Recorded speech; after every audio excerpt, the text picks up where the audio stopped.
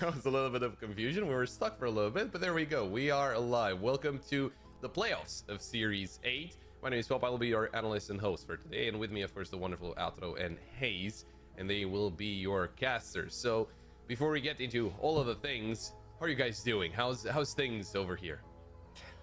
Been having a decent morning, even better now that I'm taking a look on over to the round of 16s. There's gonna be some good teams, and it's gonna be again the household names out here for the CCT. We're taking a look on down to, oh, you'll walk us through it, but I'm feeling quite good out here today. Hayes, how are you feeling? I just think we missed the trick by putting me on the extremity. I should have been in the middle. We could have had a little Romanian sandwich going here. I don't know, man. Would have been a fun one. Either way, Pop, you're the meat of the sandwich today, bro. You're the analyst, you're the host, you're the big boss. Where do we go from here?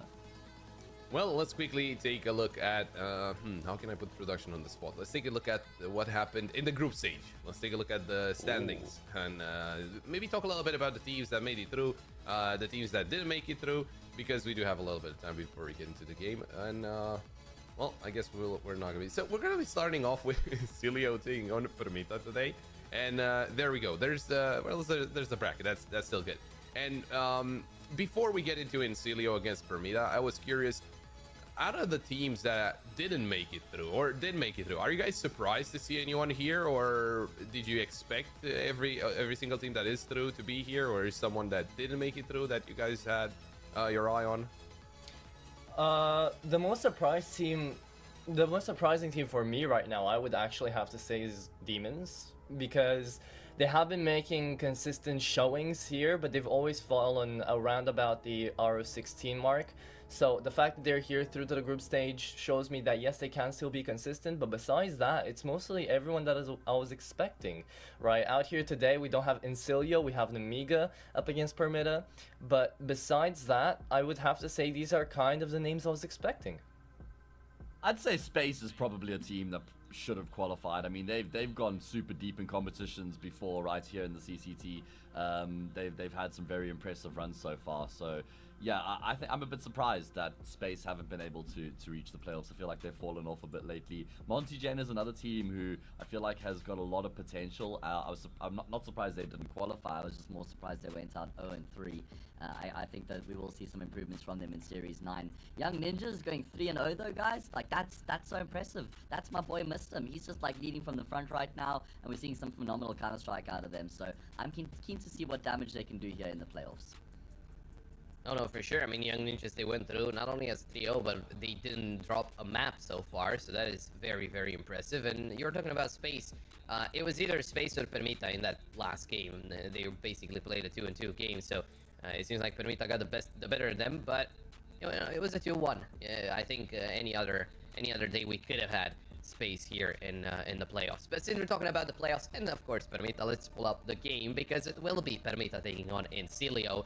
And I was curious about your guys' opinion as well on this one, because I was checking out the games last night. I saw that Nemiga was supposed to be playing against Permitta, and well, they must have had the reason, right, because they were replaced by Insilio.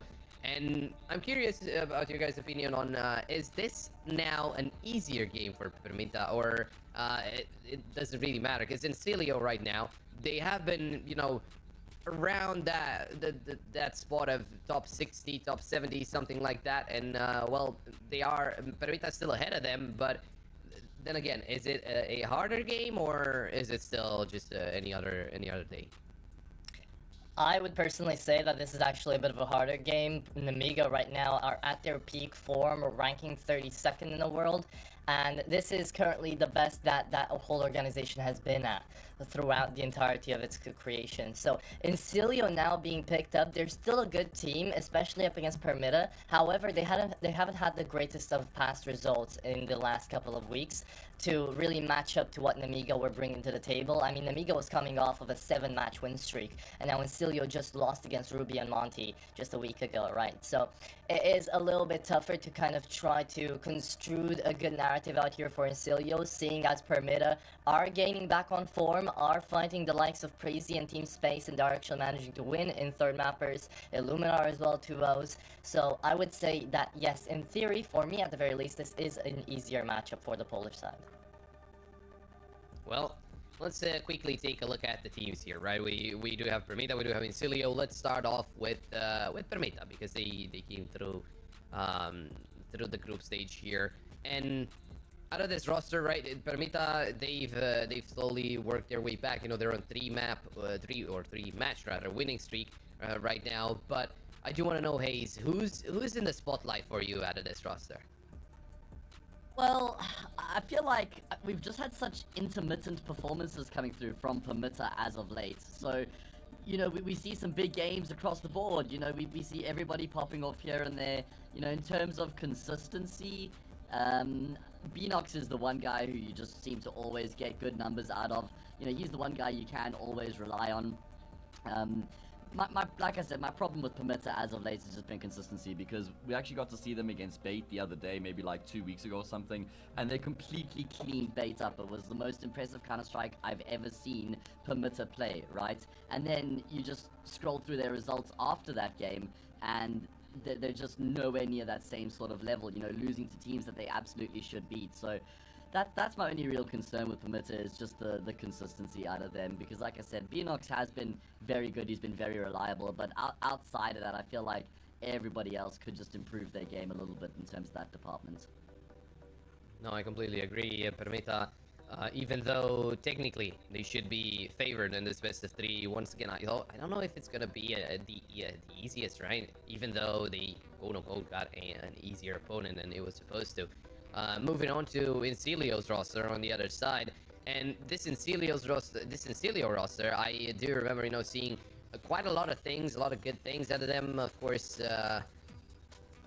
most of the players are very well rated, and we do remember, you know, Sugar. He's been around for quite some time at this point, by him being the best rated player. But apart from Sugar, anything surprising here, Atro? Anyone that catches your eye? Well, kind of everyone has firepower in this roster, and again, it depends on the day, I would say. It really does resemble Permitta a lot, but just in the CIS sort of style, because it's even more volatile, right? Insilio are coming into this one, and they are hanging around that kind of 60th to 70th world ranking. Right now, they're 70th. And it does matter, especially in the matchup right now. Insilio coming into it, I'd look towards FPS to try to open up the game. I'd look towards Polt to be able to try to open up the game alongside, like, the oldest of players out here, PipW, in the roster, right? This roster has already been together for 8 months, by the way. And I still feel like I haven't seen as much personally of them as I thought I would get to see, especially like playoff brackets, especially down to the group stages. But now that they do get a chance to kind of step in for an Amiga and fight up against Permitta, I think this is their chance to really show through and to show what they've got. So I'm looking forward to their performance, but it has to be a very individual game if Insilio want to win this. Okay, well, since we're talking about, you know, the game, we're gonna need to see some maps, and I was looking over at the head-to-head between those two teams, and they kind of have some favorite maps here. Usually it's Vertigo, Nuke, and Mirage. That's what happened in the past 3 best of 3s they played against each other, although, you know, they've been over a pretty long period, talking about games starting all the way in April. But in their most recent, it was Insilio actually to win as a 2-1, so we'll see if we get there. Of course, Overpass was something that they enjoyed playing, but that's out now. And Shed a tear. well, I do.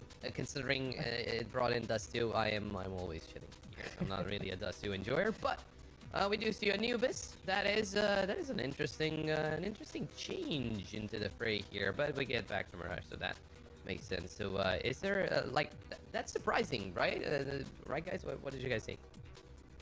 I mean, yeah, go Go for ahead, it, mate. mate. Take it. Well, I was gonna say, just seems like, yeah, a bit of a pivot, bit of a change up coming through from them. Maybe just trying to remain unpredictable, because, like you say, they have gone for the same map pool in the past 3 series they've played against each other. So, just keeping things a little bit fresh. Anubis has been a great map for Insilio as of late. They played it 18 times in the past 3 months. They've won it on 12 of those occasions against teams like Ruby, OneWord, Metasport, Sashi, Metasport again. So they've had some great wins on the map, even 9. And these results are all in the past month, by the way. So it's not like I'm cherry picking at all. So yeah, I think it's just because of the recent form they've had on the map. That's why they've gone for Anubis. And taking a look at it, honestly, Anubis, Mirage, Vertigo, very aggressive starting lineup in the veto. I would also have to say this is exactly what Permitta wanted, by the way, because this is the exact map pool they would have gone for up against Nemiga. Seeing as Insilio and Nemiga kind of have the same map veto, I think Permitta are actually prepared for this map veto. Yeah, and considering the last best of 3 that those two teams played against each other, it was basically a month ago. And that's when Permitta showed up really big on Mirage. I mean, it makes a lot of sense that they go for Mirage as a 13-4, and it also makes sense that they kind of avoid that nuke. It doesn't make a lot of sense for Insilio, considering they won 13-2, but of course, they probably, you know, looked more into the map and saw that Permitta were doing maybe a little bit better. Not exactly sure, but I am going to need to put you guys on the spot and you know, to find out if you guys have any kind of prediction for this game. And I'll start. I'll be the one to throw one out there, and I'm gonna say that at this point I do think Permitta can actually take this one as a 2-0. Ooh. Okay, I guess I'll be next, and look, I'd love to play devil's advocate, but I also have to go by my rule and what I think right now. I think it's gonna be Permitta 2-1. Actually, we've seen them close out maps in 2-1, so I'm gonna go for that again.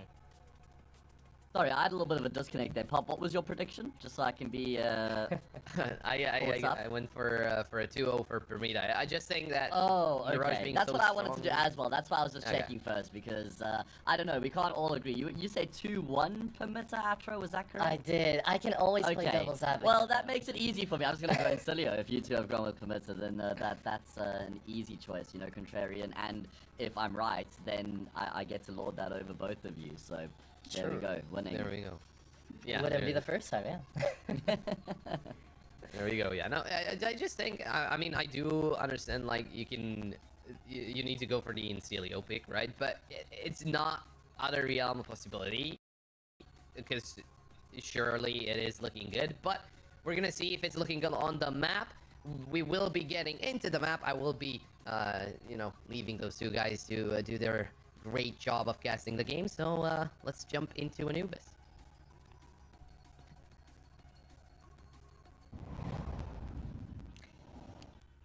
Thank you, Pop. Let's head into it here. My name is Atro. Joined by me is going to be the wonderful, illustrious Hayes. And we're taking a look on down to the playoffs. Starting off the day out here, it is going to be the first round of 16 playoff game that we get out of CCT EU8. And it's going to be starting off with Anubis, picked on over by Insilio. That is it. And here we go. Into the first map of the playoffs. So much action to unfold over the next couple days. Who will be crowned as the champion here in CCT Season 2 Europe Series 8? That is the big question. That's what we're in pursuit of. Permitta.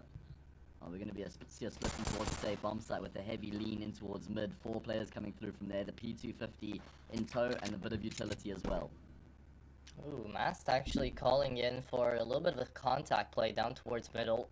He's waiting to see if anybody's going to push through that smoke on water. And Insilio, they're actually sending in Sugar to scout out the head a little bit. They do have a 3-man stack on A, so they could always pivot on over to that B bomb site, try to exit it with a single smoke and a flash.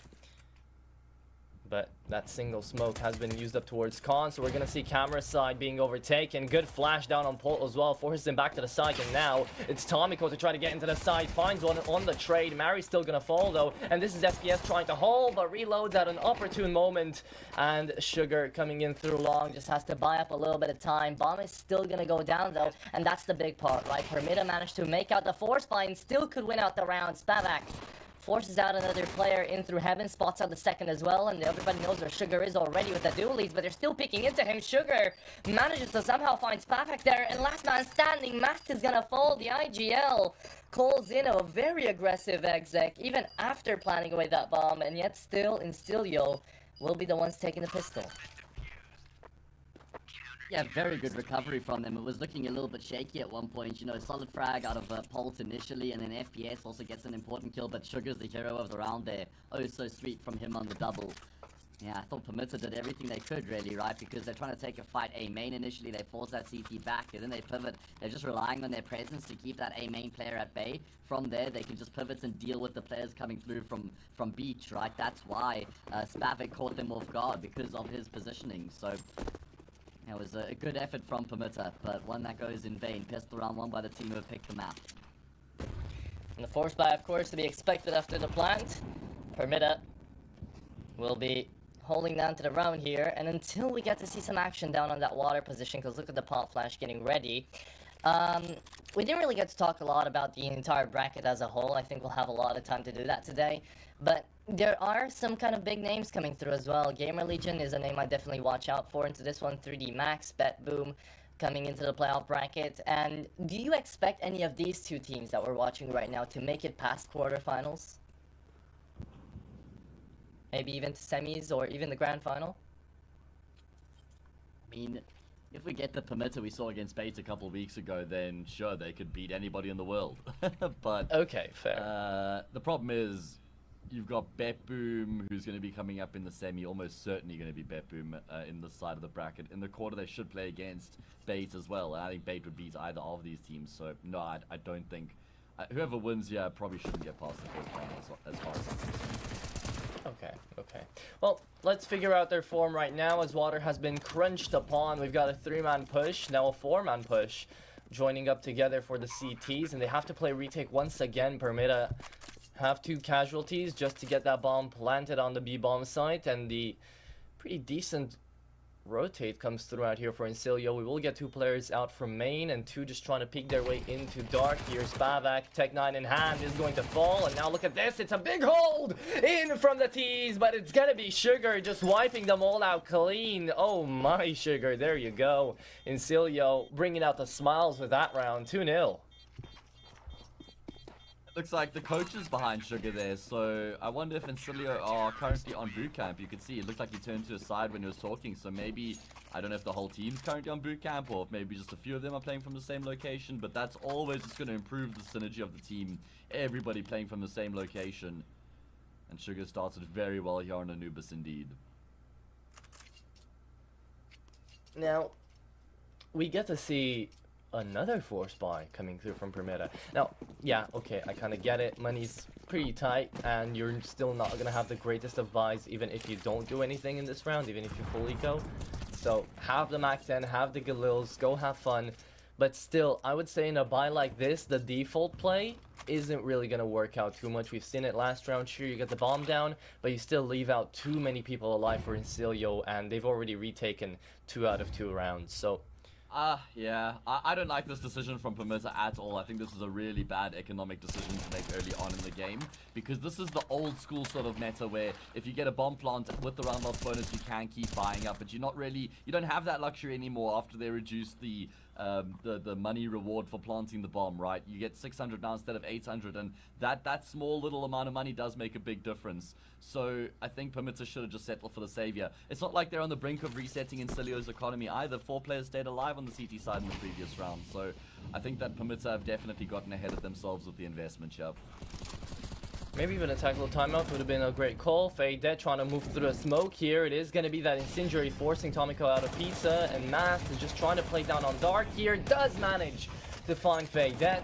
The nade should be clearing out Tomiko, or maybe it shouldn't. It clears out his own teammate. Sugar has to make up big time for that now. He's only left with FPS left to retake, and he's the one with the defuse kit. A single flash in hand, and FPS coming through water is gonna fall. This is disastrous for Insilio, and Sugar still in the last man standing. Needs to wait for people to peek, but there's no reason to peek for Permitta, as you've already got Mari running away trying to save the round, even if his 2 teammates fall here due to the time. And that's it. Look at this, he's trying to... Not necessarily. Oh my! He's got a kit! Wait, what? Why isn't he defusing the bomb? I don't know. Is there not enough time? I think there wasn't. I think they went in just at the right timing, and there were 5 seconds remaining on that bomb. He took them both down, and there were like 4 seconds remaining.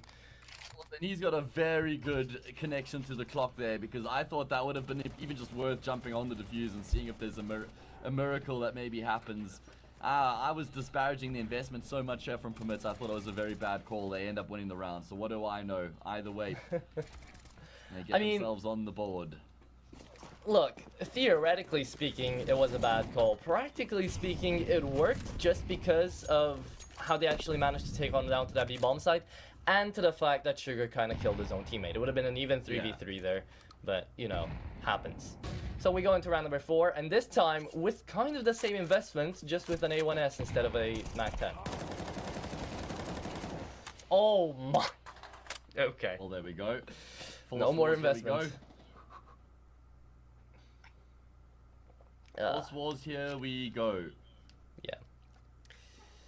I don't know, do you enjoy seeing the Force Wars? I mean, playing Force Wars is different, right? Because you get action every single round. It's kind of like that matchmaking feeling of you want something to happen every single round. But here, casting Force Wars usually kind of makes me question what the mind state is here for Mast. Why is he calling all of these out? Just because one worked? I don't know. I mean, yeah, I think you can't help. You have to go for the force in these sorts of situations. This wasn't even really a force for Insilio, was it? I mean, they got 4 M4s coming into the round, so I guess it probably doesn't really do it justice calling it a force buy. I think it also just comes down to the round loss bonus and how much money you have, whether you'll be able to even buy in the next round if you save. Sometimes you just don't have an option but to go for the force buy. Either way, Mask is going to find a bomb plancher at the bare minimum, so you know what that means, Atro. You know what that means. FPS is looking for the ace. Wait, let's see if Colt is going to give it to him. Oh, no, he's not. Okay. Well, you know what that means, yep. Force buy back-to-back, baby. Let's go. FPS is going to be granted the honor of defusing the bomb this time around too, and this is going to be 3-1 here for Insilio. So no matter the force buys right now, Insilio are still looking great on their CT side to start things off, right? You've got Sugar in 0, FPS 7 and 2, and currently that's all they really need. That's how they're winning out these rounds. And yes, this was a beautiful sequence coming through from FPS to basically end off the round before it even started.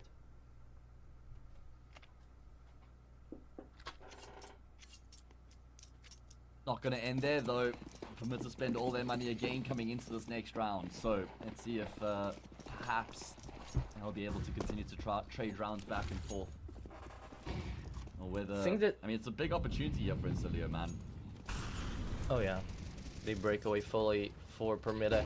But I think this is like the third AK we've seen in 5 rounds for Permitta, which is... Yeah. It's not tough. Great. T-side Anubis as well. This is the favorite side of the map, and you're constantly having to try and make it work with weaker weapons, but apparently that does not matter. Mask just found a gap in the defense. Through the smoke he goes, and neither of the CT players are looking in towards E-Box there, and that's just going to cost them the round off the bat.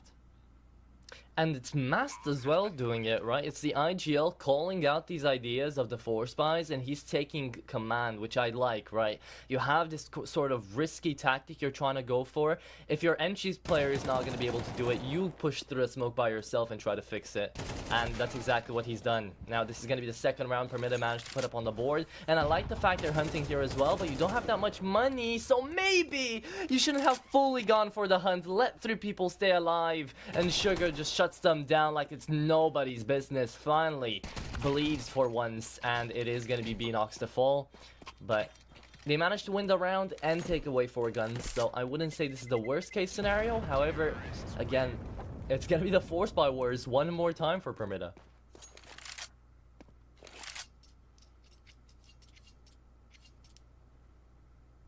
At least, even though Insilio do lose the round, they are able to get all those kills right at the end. So it's not like Permitta are going to have an incredible investment here. Insilio, it's going to be a bit patchy as well. Is there a rifle on the ground for Pip? Don't think so. You can see he's kind of looking around right now, wondering if any of his teammates can drop him a gun or give him something. And FPS, well, he could have dropped him a Deke. I'm surprised the FPS hasn't actually spent more money. I guess maybe just saving for the orb, right? A little bit of extra change in the bank, and Insilio look to try and get aggressive, but they've already been forced backwards. And now we wait for Permitta to make their move, either into middle or into water. Insilio.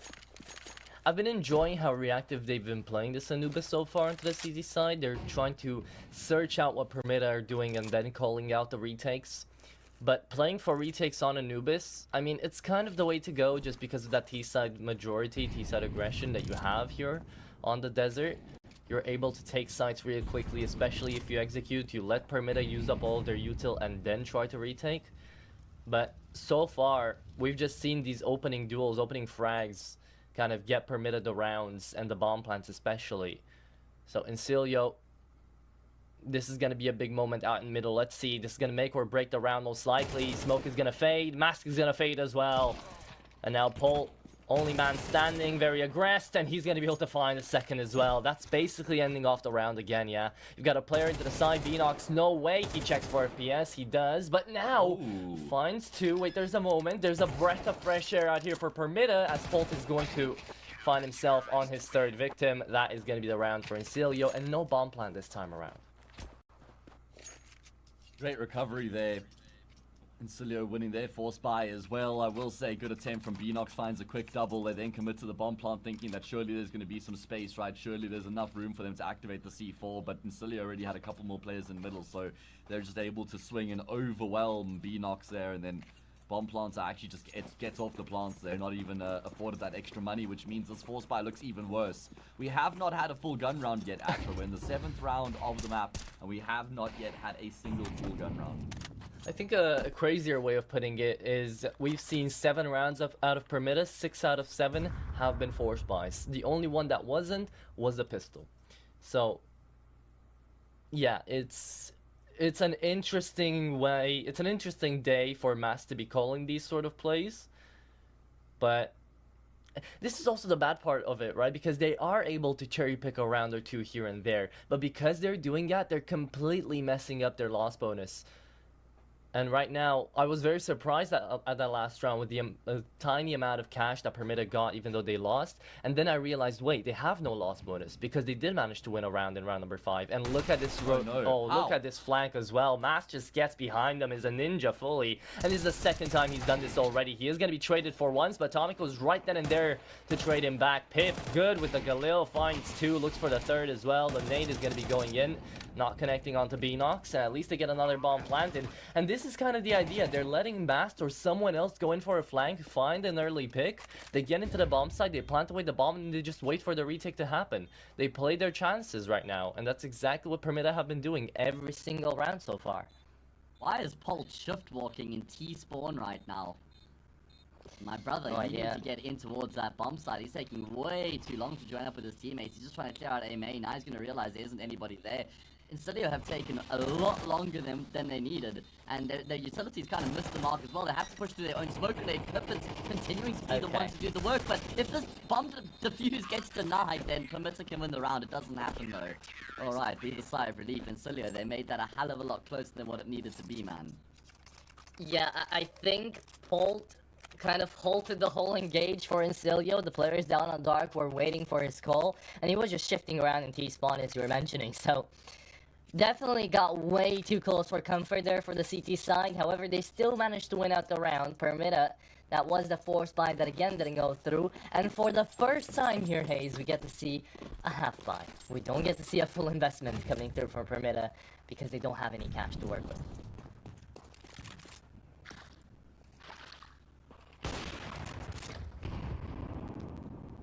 And there you go. That's the start. It's going to be 6-2 Insilio.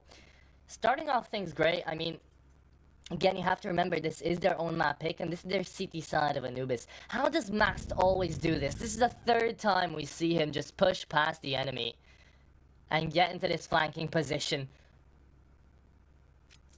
He has truly just been a ninja so far. I don't know what he's watched. Yeah, it's true. It's just Jedi phasing through. Is he gonna find another? I mean, he will. The problem is that it's just pistols, and they're not armored. So, even if he finds one with the Desert Eagle, how does he win the round for his team? Oh, maybe he finds 2. Like this, maybe, like this. How on earth has Mars done it again and again? Brother, that is his 3rd flank. The 3rd time he's been able to catch these B-bomb side players off guard. They're gonna be kicking whoever's in mid right now, and wondering, how have you sold us down the river again? Yeah, it's been pulled almost every single time. Poor dude has been struggling because Max is just going through smokes. That's the main problem right now. Polt's not expecting it. The AWP is also going to be able to find a kill with the nade, and he's running away right now, seeing as he is on 4 HP. Only Sugar has to go for this by himself, and it's a 1v1 actually, as the Deagle finds him off on the timing. AWP retrieved. Can he find a round? Sugar, you've got a smoke, and you've got a kill onto Spavak. You have to go for it. You realize Max is down on Cave right now. You spam him down, but the Deagle still gonna be brought out, and the round is actually won by Max. That is insane. Exactly that. It's Mask who's won the round, and there's a little smile. He hasn't shown much emotion at all. If you watch him, even when he gets that multi-kill, he just still stays dead eye, ice in his veins. Complete composure, and that is Permitta winning an eco. It's just been chaos here. This map has been absolute chaos so far. I have no idea what I'm watching. Oh, Because now it's 5-3. What does Insilio's money look like? That's my question, because can they afford a full buy here? Oh, No, they can't. no. So we're gonna go another round here without a full buy in this first map. That's why they called out attack pause. They're trying to figure out what they're gonna do if FPS apparently has an AWP, and everybody probably has to force buy around it.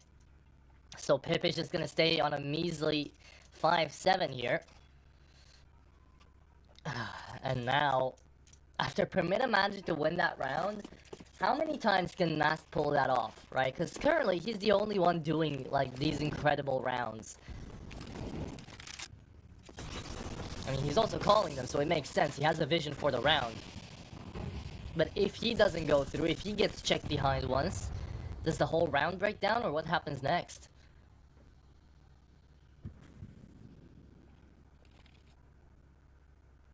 Well, I mean, Mask will just be hoping he can continue to do what's worked so well for him, and that they can continue to win rounds based off of that. Let's see. Pip is watching that smoke religiously now, and they've actually passed up the defense on the side of the map with FPS, and he will take down the nuisance. Okay, and Pip could get baited in with the 5-7 up close. Very good crosshair placement from him. Gets an AK, and you know what, Atro? I think we just could continue to trade rounds back and forth here. Whoever has a superior buy just can't seem to win the round as far as I can tell. That used to happen a lot, didn't it? Oh, there you go. Beanox apparently finds that kill onto Sugar, and now kind of opens up the A side. Forced to check around 2 angles there into camera side. Polt, blank by himself, moves in a little bit, inches his way forward, sees the gun barrel, shuts down Beanox. Now all that's left is Spavak and Tomiko. And the save call here wouldn't be the worst thing in the world. Mast and Beanox could force buy up again, and they'd have somewhat of a decent round into the next. But we've seen so many forces by this point. Permitta, they're just going to try their luck into that A-bomb site. Yeah, that used to happen a lot with the trades of the rounds. I thought we went away from it. I thought that wasn't the meta anymore, but apparently still seems to, well, meta. Still seems to be the case out here for the CCT. And a great shot there from Spavak. Securing the A-bomb site, planting away that bomb, and turning 5 seconds into 40. Tomiko is turning a bad situation into a better one. 13 HP remaining out here. He is trying to push on ahead, and the young Paul is gonna go down to the FAMAS out of all things. All that stuff is gonna be Spavak. Has ideas about where player could be at. Nade does connect onto him, and the pre-fire comes through. Jumping Eagle, fade that. Connects on the shot and wins out the round here. Insilio takes themselves up to 6. Good stuff, good work. It's the open FPS to open up initially, then the 5-7 follows up, and from there they've got the numbers to just trade their way to victory. Sugar is 13-2, by the way. I didn't even realize he had been able to get so many kills here, especially considering how back and forth this map has been so far. That is very impressive. FPS 12-7, there's 25 kills between them, and we played 9 rounds of Counter-Strike. That is obscene. Either way. Where does this one go from here? Permitta have spent all their money, they've emptied their pockets, and it means we will go another round. We could actually very realistically go the entire half here without a full buy, Atro. We could. I mean, Has that it's ever not... happened in the history of Counter-Strike? Well, probably. Like, I don't think this is the first time Max has been calling these, but that's the first time I remember it, at least in recent history, for myself seeing it. And oh, speaking of Max, he is gonna fall, and somehow Pip doesn't die. Okay. How's he found both those kills? That's just ridiculous out of Pip. He's got some support now in E-Box as well. That's Bolt that they frag. Doesn't look like it noticed. Oh, Tomiko! Wonderful triple, just rattling off the kills there. Pip eventually will step out. He concludes around with the triple. And Insilio, well, now they really pull ahead. And surely, we still see a full eco here from Permitta now. Well, with what Tomiko has done already here, I mean, this was a beautiful sequence of a 3K. Should have found Pip, technically speaking, as well. He was very low HP. But yes, we are going to be seeing an eco haze. Incredibly, isn't it? Incredible. But 7-3, penultimate round of the first half here. Insilio could be making that 9-3 talk right now, which would be insane, moving their T side of their own map on Anubis out of all things. And look at this as well, Bolt is going to go down on middle, however, big damage and 2 frags made. A1S picked up, and it's up to Spavak to throw that A1S to Tomiko. Go ahead, there you go. Permitta. How many kills can they find extra? 0 is going to be the answer. And Sugar's 15-3, FPS 15-7. That is definitely something. Yeah, it is something. It is something, that's for sure. He's been the chief destroyer in this first half right now. 8-3. 3 rounds on the T side. I'm just not gonna cut the mustard for Permitta. They need a fourth at the bare minimum here, surely, right? Yeah. And even the fourth wouldn't really be helping their cause too much. CT side pistol, sure they win, they make it 8-6, but then it's the full buy, and Insilio T side full buy. That is gonna be tough to deal with. But Pop was talking about him, Sugar right now pulling through so much for his team, FPS as well. And I felt like so far the AWP has found its rhythm, but not as much as the rifles. And right now FPS might have been able to break that streak away from me. Still finds 2, but look at the rifle go, right? Polt, he's been forced to play rotate. He's been forced to play middle there. Has lost basically 2 out of 3 rounds for Insilio here because he's let Mass pass. But that's not on him, really. That was just Mass doing his own thing. But it is going to be 9-3. They don't even pick up that 4th on the board, as Tomik was the last man standing, already fell down to half HP, his position known, and he doesn't have the bomb. It's over to the A bomb site. 50 seconds, sure, to try to play with. But I don't know if those water splurges can be heard from inside of the site. However, Fadet's still checking for him, so perhaps so that's the case. And Tomiko surely could be dead here, right? Yeah, shoulder spotted. Taken down by the elbow. This is Insilio, 9-3 on their own map pick, looking to try to end this if they pick up the pistol round. Yeah, very good work. Tomiko is not so happy with his webcam. Yeah, there we go. That's a good angle. I mean, probably be more focused on what's going on in the server. But, oh, look at Sugar. He's feeling it, man. A little bit of a head bop there. Bopping to the music of life. Because he's going to be very happy. He's been just bopping heads in the server so far. 9-3 Atro. Insilio in complete control right now. Okay, want to hear a very dumb question from me? This is really dumb. I have never played with music on in CS. Is there music during, like, the beginning of the round until, like, throughout the round? It's not throughout the round. You can have music, I think, at the start of a round. I'm not sure. I know there's definitely music at the end of the round after a round finishes. Yeah. But I've got all my music turned off in every video game I play. Yeah, exactly. Same, so I wouldn't Mari, know. Oh, big flank. Oh, clean couple taps coming through from him. He wants more and he takes more. He's looking in for as many as he can find. Tomiko steals his ace away. Can he find the Quan? No, he can't. Tomiko comes through as well, finds 2, and that's the pistol round over and dusted with. This is Permitta doing a great job out here onto the CT side. I love the flank. I love the initiative from Mari. And finally, we're seeing someone besides Mast take initiative. It took until we got to see that 13th round, but better late than never.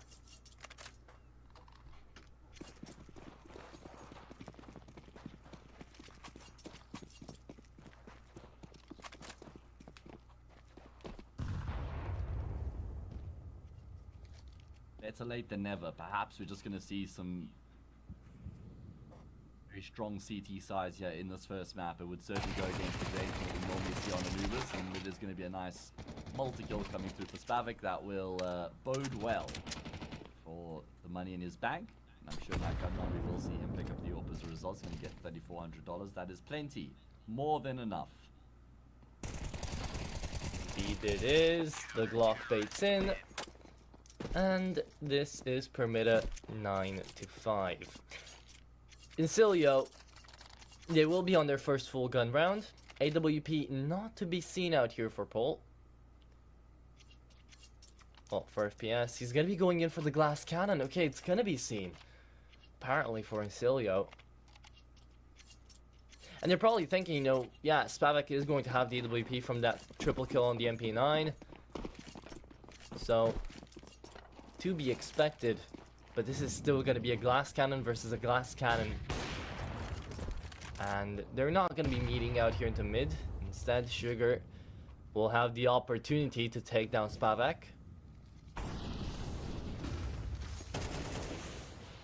Oh, a little bait and switch, stays in the Molotov. Sugar, they were waiting for him to get out, and Pip just goes in and peeks first. Very nice, finds the opening frag onto Mari.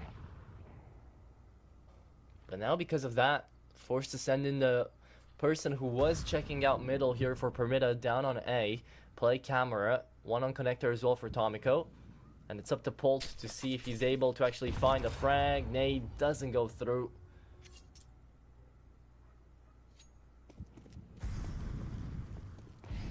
And Permitta, it seems like they're jittering a bit, huh? Besides Mast, I don't really see anyone kind of moving out of their own volition through the map. They're just holding in their angles, waiting for the next call. Let's see what Insilio are going to call here to try and finish off the round. It looks like they're shifting their way in towards the safe bomb site. Holt's going to join up with them as well. 35 seconds on the clock. They don't have any utility bar a single flashbang on Holt to try and get in towards A. That's a huge frag out of FPS in middle. And there's going to be some presence over towards B as well. They're trying to draw rotations. It's just Spavik who's here right now, and he does connect on the first shot. Pip W goes in first, and he's lost his life out. Spavik now looking for a different angle to try and cover this A bomb site. This time he will miss though, and that allows for the players to cross onto the bomb site. Plant will follow suit. It's going to have to be a retake out of Permitta. There we go. Bomb plant at least comes through, and Polt's getting aggressive. He's making moves right now. He could catch them both, and he does. And that first shot as well, he wasn't even aimed for, but he still finds the headshot. And Insilio, it was a slow take on that A side. They were almost not able to do it. Spavak held down to his last bullet there on the AWP, but wasn't still enough. It's double digits now on the board for Insilio. And I don't get why Tomiko didn't push in earlier a little bit. Spavak was holding down the line. He had the opportunity to move. They were just not communicating effectively. They knew there were two people on the side. They were waiting on the op to make presence down on camera room as well. Just didn't happen. FPS as well, by the way. He finds that initial frag on middle. Kind of just wins them the round, right? Because it opens up so much. He even takes down the second. I like the boost here for Tomiko, though. Looking in from that last round into the new one. Insilio already lost Pip W, and they're about to lose Fade Dead, not Fade Dead, FPS as well. Oh, Sugar takes down the IGL, and Tomiko keeps it going. Triple kill out of Tomiko. And this could be a huge save in the round count for Permitta.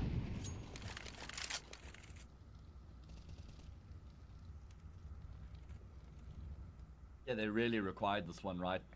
I mean, if they lost this 11-5, then probably Eco or 4 could just be completely over from there. Tomiko has had some important multi-kill prowess over towards that B bomb site first half and second. Vader caught a glimpse of the player cameras, and actually his teammate baits him out. Vader gets the frag. Enox will be thrust forward by the molly. And there's nobody on the A bomb site itself right now, but Vader's going to pivot. Oh, and his footsteps have been heard. He's trying to bait though. Hasn't actually forced Spavik away from A. He's going to push forward cameras just so he can close the gap and figure out exactly what's going on in middle. Little bit of time here for Fader to try and navigate this one, but not much at all. 9 bullets as well in that AK. He's not allowed to reload either. Trying to play this one as sneaky as humanly possible. 15 seconds, Molly's down onto Heaven, and he never expects the water player to come through here. Does Tomiko move in time to deny the bomb plan? No, he doesn't. So now Fade will be the first one to fall, or maybe not. Tomiko still peeked into, and he is gonna find his 4th frag in the round. Still though, you can see everybody telling Fade nice try, and it was a nice attempt. 1v3. Insilio will not be able to up their round count anymore, but Permitta still not in bright blue waters just yet. Still 4 rounds down. Bomb has been defused. Counter-terrorists win.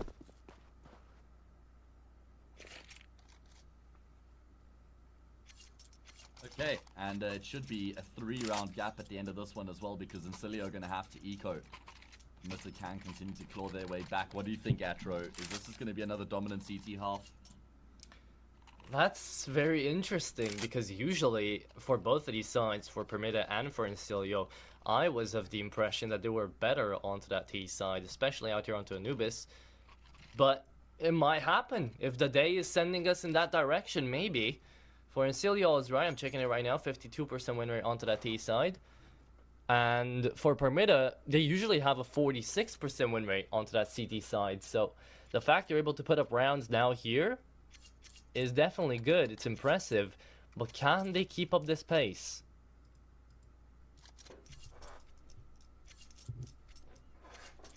Because you can see Insilio are actually calling out the eco. There is a hero AK on Fade that. Okay, and this is like a bit of a personal look to this buy, but do you feel like there should have been more utility invested into this round for Insilio if they have the hero AK with the Tech 9s as well? No, I think they've invested just the right amount here. They've got a little bit of round loss bonus behind them, so they'll be able to afford a full buy in the next, and just Fade will have to settle for a weaker weapon. So they've done just fine here with how they've spent their money. Okay. Well, let's see it. They've left the bomb down on rotation towards B, and they're all trying to open up middle here. They're fighting ghosts for now. No one holding the line here for Permitta.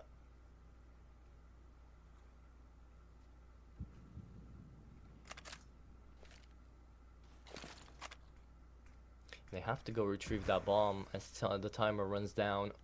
It's probably going to be a huge lurk around. And look at this. Beanox all ready to fall. Fade that hero AK already finding itself off onto the first victim. Looking for more, but backing away from the say bomb site. Realizing now B is a good option. Fade that still moves in behind that here onto connector. Let's see if he finds Mast or Tomiko. If he can find them both, even better. Timing is everything. Mast is gonna fall. The IGL is dead and Tomiko is not. If he fell there, that would have been the round, but it still could be the round. The AK already did so much. Good nade. Forces FPS to run away, but still the bomb will be planted. And this is a safe call from Permitta. I don't believe it. Well, they kind of have to. They're so far away right now. If they lose these guns, they've got nothing to work with in the next round. That hero AK has done it all from Fade. Brilliant double kill. And not only does he get both those kills, he also pulls the attention completely away from that B bomb site by forcing Tomiko to rotate back around and deal with Fade. And after he gets the kill, he's relinquished full control, and Insilio have taken it up. You saw how deep Sugar was in towards that B bomb site, so that will be an 11th on the board. Now both teams have been able to win an eco round here on the map so far, and it could be a fatal loss for Permitta.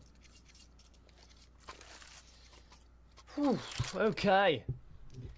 It's always the first team to 13, so Insilio not that far away from the mark. AWP onto Spavax still.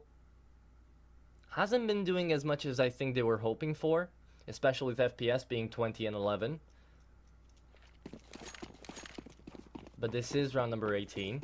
And if Permitta are able to win this round out, it could be maybe 11-8, another hero buy from Fade perhaps. If it's worked once, why wouldn't it work again? Smokes come over. Bit of a attempt here as Spavac finds the mid player, takes him down, pulled. Dead in the water at the beginning here. Good thing he wasn't on the bomb. He didn't have it strapped to his back. And this is a great hold out here from Permitta on that B-bomb side. However, Pip, this is such an aggressive angle. And I don't think anyone from Permitta is kind of expecting it. Spavak is now looking at it. Faydet needs to hold, needs to wait. And oh, the timing! Faydet just goes on the stair behind him and with the corner of his eye spots out the IGL pushing. Tomiko is gonna fall as well. Faydet opens up main. And this is huge for Insilio,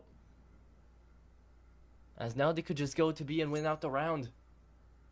It's another safe call for Permitta even before the bomb got planted. Well, it's not a safe call, it's a gamble, but still. With the information that Insilio have, this is surely a round win. What's the thought process here, Hayes? Would you have called out the same? Well, we're not playing, of course, but out here for a mass, do you think this is the right call to make to instantly go in for the full gamble? Just try to go A? Yes, you have to. You're down with the numbers. You can't afford to try and spread too thin and defend both the bomb sites, because then what, you got two players on one side and one at the other at best. Otherwise, you're 1-1-1 if you're trying to cover the entire map. At that point, you're just going to be at a numerical disadvantage no matter what happens. You've got no money in the bank. If you lose this round at 6-12, your opponent's on map point. You just have to go for the gamble. You got to stack up a bomb site, hope they come your way. If they don't, you save your guns. If they do, at least you're all together and you stand a better chance of making something happen in the round. Well, that's the thing, right? Because they're still going to be hitting 12 anyways. It's already this late into the game that Permitta, I don't believe they're afford to lose out any rounds. But yeah, I guess. If they lost these guns, then they've got nothing in the next, and that's guaranteed game over. True. Fair, fair. Logic checks out. However, it's still going to be 12 on the board for Insilio at the end of the day. So still not a happy scenario for Permitta, whichever way you put this round in. 12-6. They double up the scoreline, and now they need just one more to take away their own map pick. Diop still in play. And the thing is as well, it's for the first half it was Sugar and FPS. Now it's Polt and Faydet also coming through. Sugar and FPL still managing to find these frags. It is a joint effort here from Insilio, and this is the form they needed to kind of beat the polls here. Why does Sugar just have a Tech 9? Well, apparently it's a budget Mac 10, but didn't work out. I guess he's just trying to keep pretty much as much money as his teammates have in the bank, so if they do lose the round, they'll all have a full buy, but he's even just basically thrown his life away in the round as well. It's not like he's been able to draw any rotations, or it's not like his teammates have accomplished anything when he died, so yeah, that is a bit of a waste in my books. Yeah. Well, I think with the way that Insilio kind of thought out this round, it was supposed to be a waste ever since the beginning, just trying to have a full buy on everyone. Even though I think they could have mustered up something good, well, decent at the very least, in this round. Apparently, they're just gonna leave it. Leave FPS to do his bidding. See what he can find. Doesn't peek into B-Nox. And missed shot results in death. Out there for the scope. Bomb left on middle, so this is the round surely for Permitta. 12-7, but let's see what Faydet and PipW can take out here. As many guns out as you can for the CT side, the better off the next round's gonna be for Insilio. But for now, they find nothing.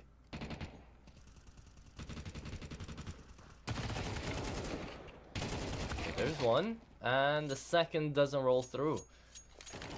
Not the greatest of rounds out here for Insilio.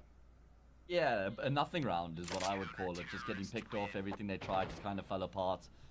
That's not how they're going to be able to close out the game. Permitta require more respect than that, that's for sure. 12-7, 5 more opportunities to close out Anubis. And you know what? I wonder if they're just going to half buy here. FPS and Pulse, I guess they could just get Galils, so they probably will go all in. But won't be any money left after this investment. And that's why they're calling out the last talk pause as well. Insilio, they've been much more vocal, very communicative. I've been enjoying their playstyle, especially out here onto the T side. It's felt like they were very passive-aggressive, but now, as of the last couple of rounds, especially that last one, Insilio, weird on some of these calls, but they were very individualistic. Like, imagine Sugar with that Tech 9 does find one into dark. They open up waters, they have a little bit more space. It would have been justifiable. But yeah, now the coach is still very vocal, perhaps because they are in that boot camp. They're practicing effective communication, as all people should. And a double op setup coming through from Permitta as well. So the defense is definitely going to be good. But let's see how much Mary's going to be able to do on that scope as well, on the big green. Do you feel more comfortable communicating in Counter-Strike in Romanian or English, Atro? Personally, I would say English actually, but just because I play more in English and Mast finds himself a double. Yeah. I mean, I think we had this discussion before for you with Afrikaans, and you were like, I can never call in Afrikaans because, you know, not even a little, yeah.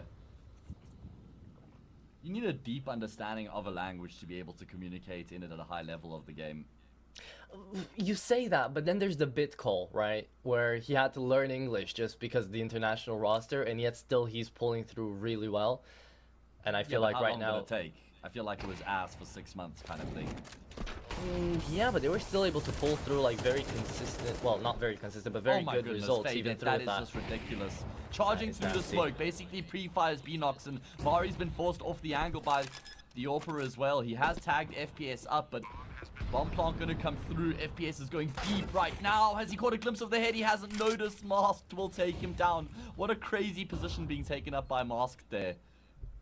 And now by Fade that he's opened up the side here. Mary has to retake, and the single AWP is not going to be flanked. For a second, I thought Tomiko was part of Insilio for some apparent reason.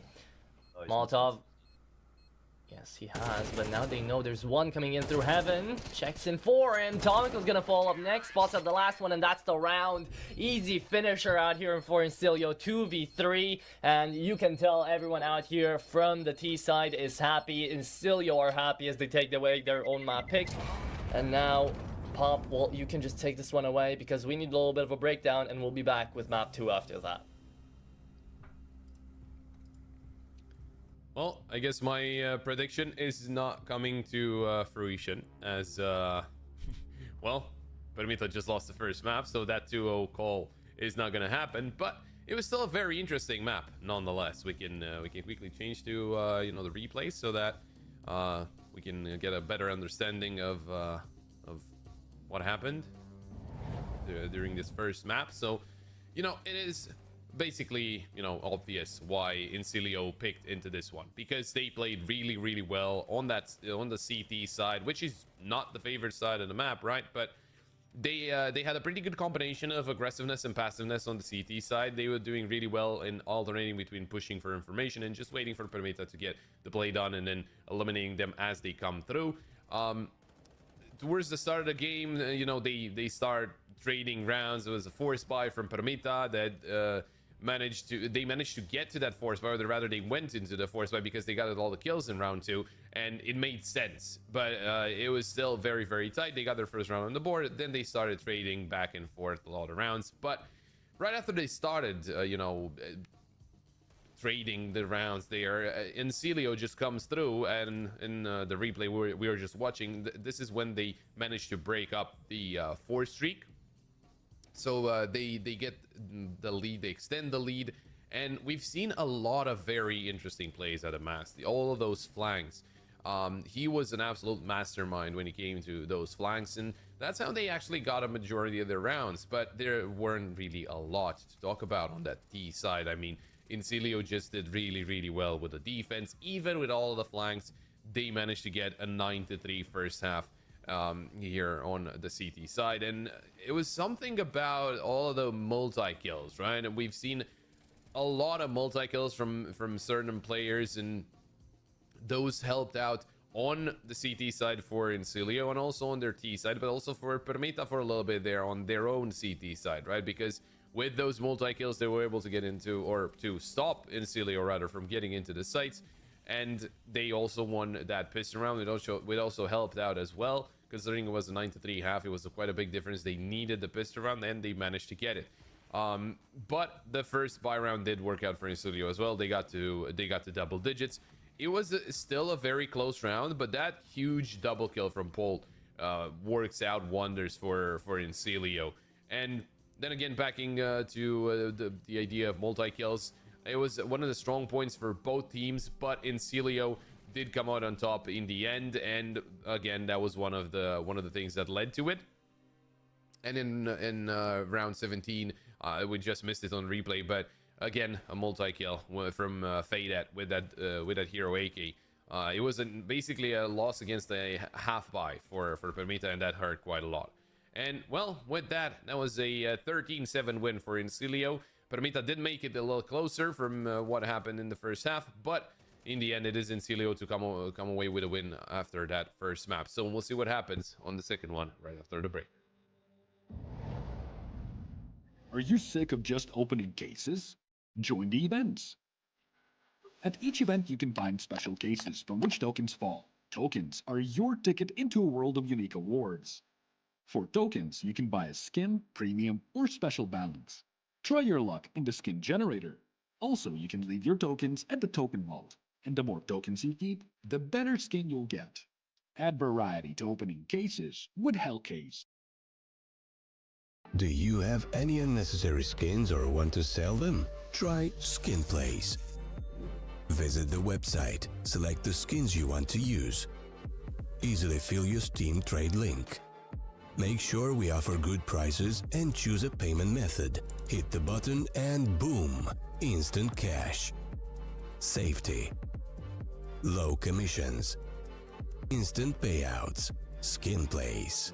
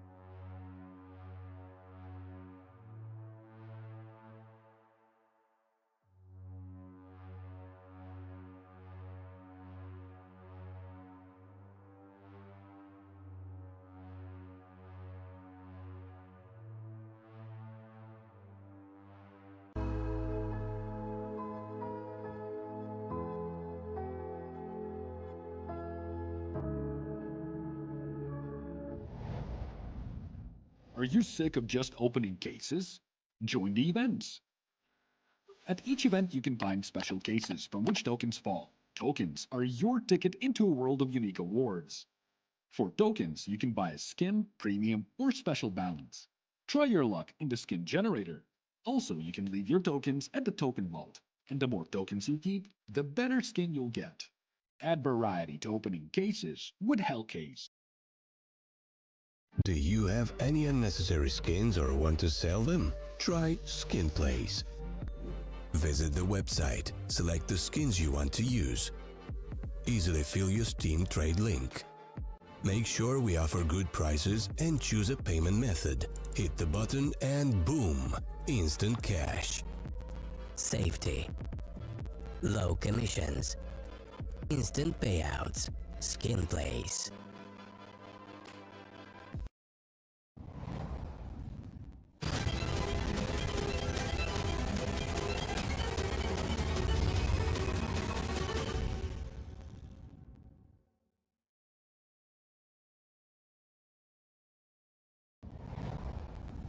welcome back as we're getting ready for the second map of the best of three here between Insilio and Permitta. We had a very interesting start to the best of three, right? Insilio completely dominating on that first half, and then in the second, Permitta did show some signs there, but they weren't really all that convincing as, well, the map ends with Insilio winning out, and, well, we could see why they picked into that. Was any of what happened a surprise to you guys? Atro, what do you think?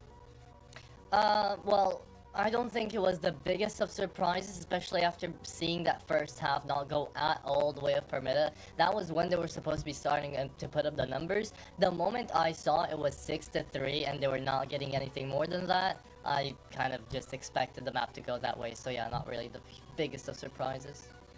And For me, I was yeah, a bit surprised just in terms of how the first half played out with the force wars, just like back and forth the entire time. Yeah. And I was probably a little bit surprised at the lack of firepower from Permitta as well. I'm pretty sure the last time I cast them was actually their win over Bait, where they looked so incredibly good. So that's the recency bias. That's the image I have in my head of Permitta. And then they come and they pitch up in the server here against Insilio, and then I see that limp performance. So like I said, you know, Brandon asked me at the end of that Bait series. He said, "Hey, is this going to be the start of a big run out of Permitta where they constantly make these deep playoff runs and find upset wins against good teams like Bait or Aurora or One Win or whatever it might be?" And I was like, you know, maybe they have the potential, but the consistency is the issue. And here, once again, in this first map, we've seen them fall short in a massive way. Like, they're not even close to that level we've seen out of them in the past. So they have to bring it now, though, guys. Second map, it's do or die.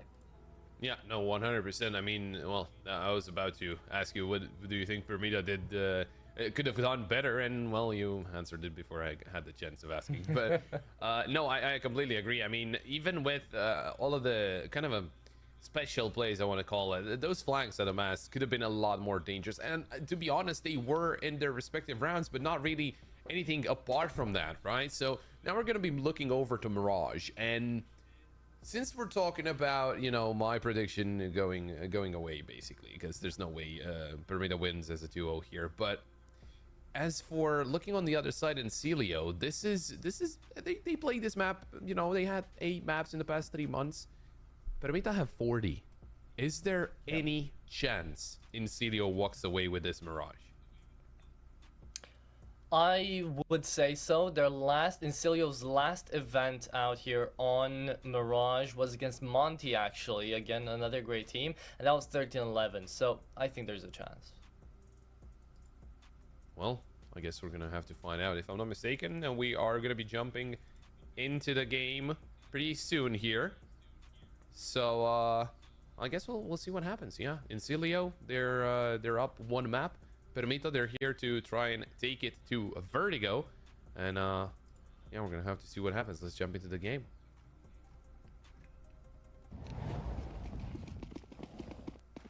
Okay, thank you so much, Pop. Hayes, we're jumping back into this one. Insilio versus Permitta, and 5 armors trying to fend against a full B exec. And this is looking like the contact was a little bit slow, but now here we go. Here we go, indeed. Permitta just going to be trying to strong arm their way into this B bomb site. Utility over the top thrown by Mask. It's only Sugar who's here at range right now, just watching them cross. Crosshair placed, and he will actually land a tap. So at least he will collect 1 kill before the retake gains some traction. And well, they're not going to wheel spun in this one. They're just going to be thrusting their way forward. So many kills coming through. Finally, a bit of a response out of the T side. Tamiko gets 2. His multi-kill prowess has been phenomenal. Mask has to clutch it out, but he doesn't expect yet another player to come through from Market. And that means Insilio will get across the line in the pistol.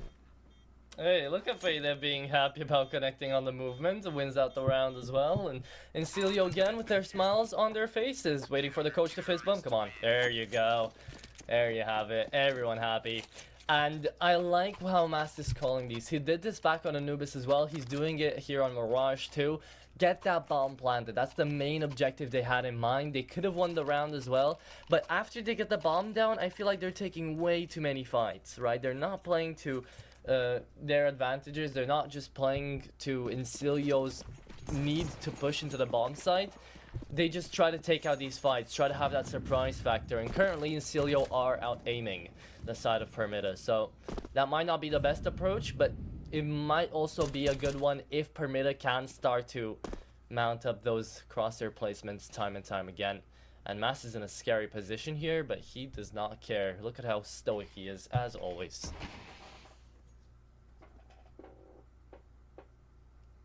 If this is going to be something similar to what we saw on Anubis, what do you think?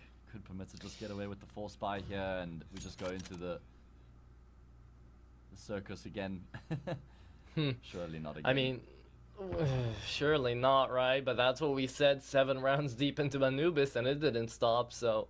I mean, we got our first gun round in the last round of Anubis, in the last round in the first half. That was our first full gun round after 12 rounds into the map. And that was out of necessity for Max, by the way. He would have called out another force buy if he had more than 2k on everybody. So, yeah. Right now, Mast is hungry to play with these Deagles and Galils. But hey, at the end of the day, a Galil is just as good as an M4A4, right? Interesting smoke here. There's a bit of a gap. Don't know if the smoke was missed or if it was just intentionally thrown like that so that they have a gap. They would have had the time to actually plant away again. So they still could have lost that round. Good thinking coming out of Mary. And yes, they do win out the round again. Good nade. Master's gonna fall. And the more guns I think Sugar can get out here, the better. If anybody decides to peek into him, which the short player does, Tomiko's gonna fall. And whereas they could have had a really good they could have had a really amazing force buy into this round, now they're just gonna have a great one. After a bomb plant, they managed to go 1-1. They save away 2 rifles as well. Everything's good in Permitta land right now. However, Insilio can still buy back into this. I'm pretty sure. Oh, okay. Yeah, they will. They certainly will. I mean, they've got the M4 here. It's not like they've got money to, you know, justify a force. I guess they do, because it means if they save, they won't even get an investment in the next rounds. They'll spend all their money for sure. Ooh, Sugar has his M4. invested. There we go. Your favorite. Dropped over. Atra loves the scout, guys. You've got to get to know the I love it. I love it. I love it, especially because okay, I don't love to play it because I'm not as good at these players, but seeing FPS on it is definitely gonna make me happy, right? Sugar trying to go in aggressive, doesn't spot out Beanox early. Does he know about Pip? It looks like he does. Molotov forced on out. MP9 tries to peek and shuts him down. 1-for-1 trade out into Palace. He'd cycle that gun back into his teammate, by the way. Drop that M4 into the bomb site and go and grab the other one. Exactly what he's done. Bait that. Good incendiary. Actually doesn't get extinguished by the smoke, interestingly enough. This is gonna tag Mass down a little bit. P250 just playing down on... Oh, okay. Wow. Just playing down on car. That was really nasty coming through from Stabak. Connects onto the first fade that.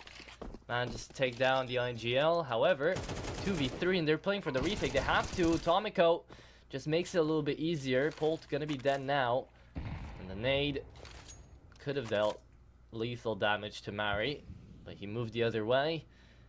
And Pip used up his smoke for the retake to run away. Okay, well, it was a good effort from Insilio, but that entry out of Spavik taking down the Scouter was fantastic, and then they're always going to trade that P250 player out as well. I really liked the response out of Permitta after they lost the player in Palace, and he knew that there were 2 there, right? He kills one and he gets traded up by the other. They just immediately activate on the opposite side of the map. They don't waste any time. They don't let those guns come into play because they know, okay, there's going to be 2 rifles over at that A bomb site, but they don't let those rifles actually affect the round at all because they've moved so quickly into that B bomb site. So just some good heads-up decision-making coming through from Permitta there. And it's Tomiko again being the consistent one, right? On Anubis, he was 18 and 15, the only KD positive player, and he was the one finding a lot of these trades after Mast went in and tried to find those big lurks, those big plays. It was Tomiko all the time trying to be as consistent as he can and clean up the game after Permitta. Now, usually it's Beanox doing these kind of plays, but you can always expect it from either Beanox, Tomiko, or Mari. It's kind of the trio out here that are always just trying to clean up for Permitta.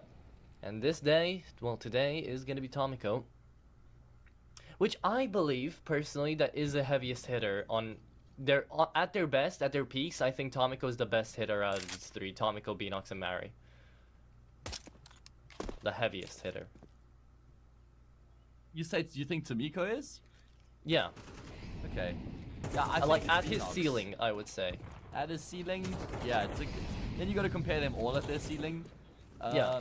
I'd say it's probably between Tamiko and Vinox. I think Vinox has shown more, but I mean Tamiko does look really good. Can't really fight you there, so it's fair enough. I mean, that's also something you guys have to know about Hayes. He loves playing devil's advocate, right? And for good reason, right? It makes for an interesting debate. We have to, But man. yeah, Just explore both 100%. sides. I will say I think that Beanox has got better first bullet accuracy, and it seems like Tamiko's got a better spray on him. I would say that, yeah, 100%. Barry's also a bit of an unspoken like factor out here for Permitta a lot of the times because he can be very, very good on his good days, and we saw that especially in his Los Cogudos days, right? It was always like Mary coming through, making a big ruckus, and then again the rest of the party kind of just cleaning up after him. So he can be explosive 100%, but definitely depends on the day. But Permitta right now take on their third round here, and it is going to be Insilio saving away 2 AKs, an A1S, and now kind of actually managing to find a great buy because of it into this round. We go into round number 5, and Permitta, well, they have their full buy as well, so let's see where they go. This might look like the first basic A exec we get to see out of this garage. Oh, that was great crosshair placement from FPS down the middle.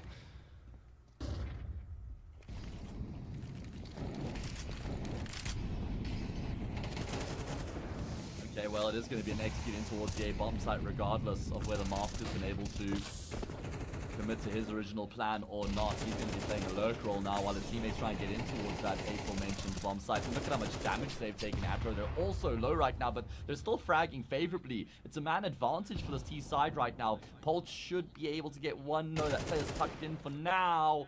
Good adjustment. 2v2. Pip gets his kill as well. And finally, Insilio have a lead in the round. Don't say that. Still Mary on the board here, 1v2, and sure, he's down to half HP. Everybody from Permitta was down to half HP, but now he walks into Pip W, so yeah, that is going to be the round. Well played out here from Pip especially. He plays connector like a champ, manages to find the first down on stairs, opens up into the A-bomb site, forces Permitta to play a little slower, and then he just finds this double out into connector, playing the box to just really save the day. And yeah, at this point in time, in the 2v3, everybody from Permitta was down to half HP. So the fact they didn't push in together onto the site is a bit concerning, right? I think they could have communicated a little bit better. But at the end of the day, that was the round. Force buy comes through as to be expected. But the AWP doesn't find anyone, and Polt doesn't find anything to work with either.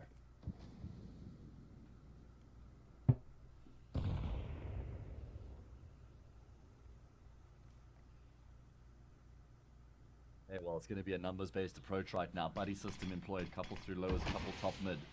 Just Beanox on that lurk.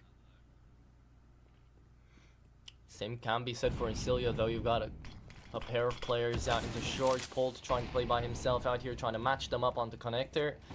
You've got 2 on the A site as well.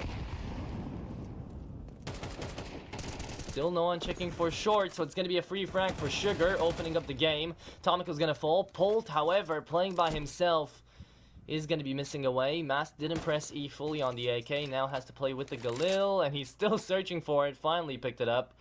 Beanox, does he check into Under Heaven? That's the question.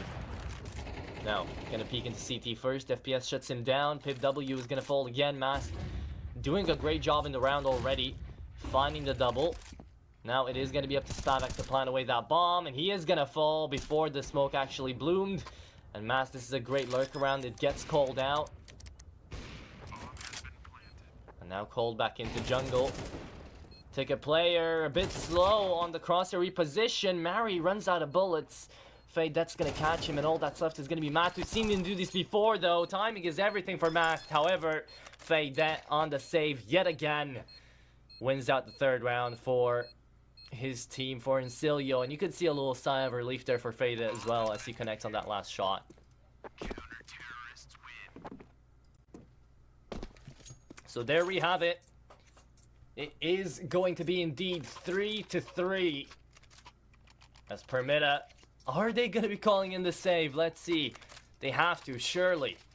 Not any cash to work with here. Max goes in for the hero AK, and everybody else echoing around him. Okay.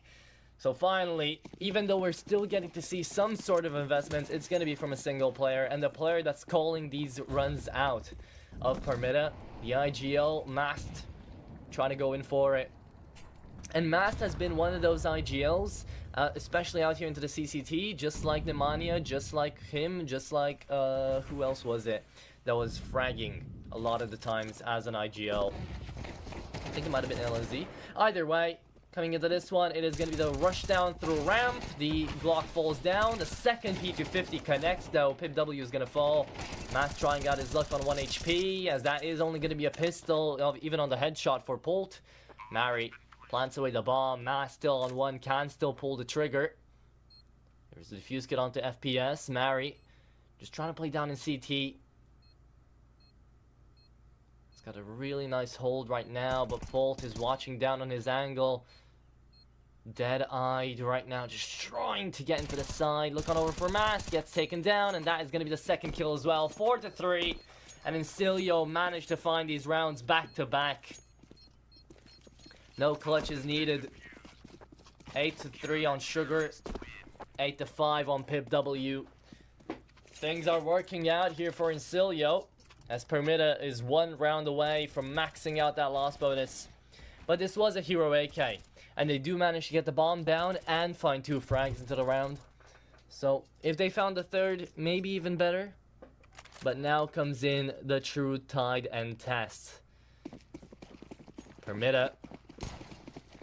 Can they bring this one back into rhythm, back into equalization, or is this going to be Insilio starting to run away with it? I like what Fade is doing. He's found one. Full flash saves the day there from Spavak. As this is going to be a nade sent back there and a kill made by Polt. Looking in for the second, gets it as well. Polt has been playing middle for every single map so far for Insilio. He did this on Anubis. He's done it before on Vertigo, I'm pretty sure. If I've seen Insilio out of the back of my head here. But yeah, he's a great mid player. Always opens up, always manages to trade. And right now, Beanox just forced to save. It's a 3v1. He can go get the bomb, a whole minute on the clock. He's got to try something out here. And a lot of people have been talking about him being a consistent clutcher, being just a consistent player overall.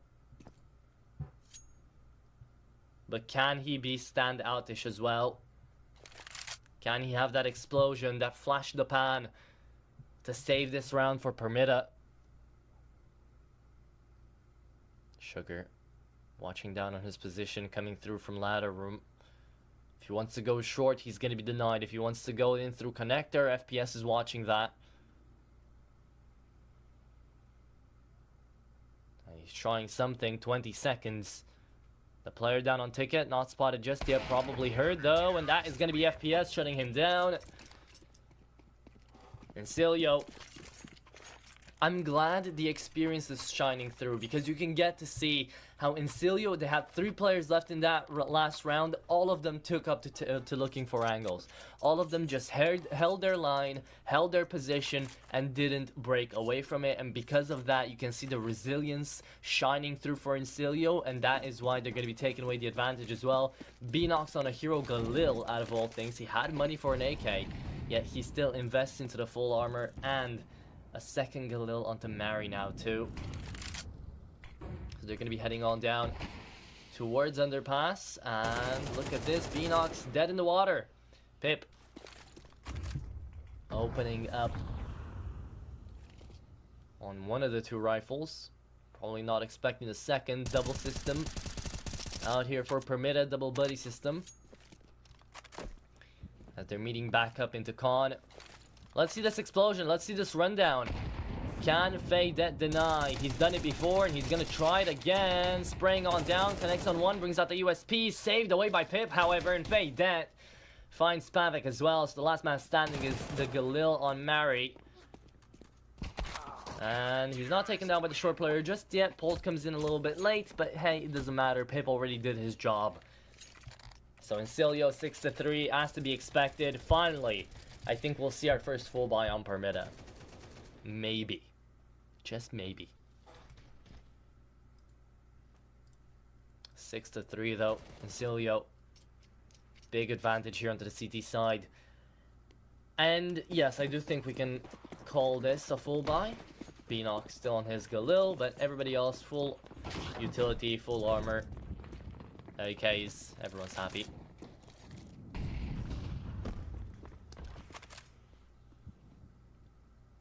I don't know how you guys feel about the kukri knife. I feel like it's an interesting one. Oh, FPS, that's an interesting one too. Mass is gonna fall down here on middle. Sugar this time taking the position of Polt. And speaking of Polt, he finds Beanox as well. This is a complete shutdown. And speaking of shutdowns, Tomico trades out too. Sugar still holding out here. And he finds the double as well. So there you have it. 12-3 Sugar after finding himself up to the first map being 18 and... No, being 20... No, being 18 and 9. That was the right call. My bad. I had the right idea in mind. Tackle timeout coming through for Permitta. And yeah, after Sugar finding 18-9 on Anubis, now he is 12-3. This guy is absolutely insane. And thank you, Paul, for mentioning him out.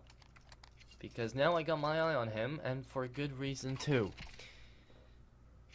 Permitta, they need to change something drastic, otherwise it's going to be a 1-to-1 replay of Anubis.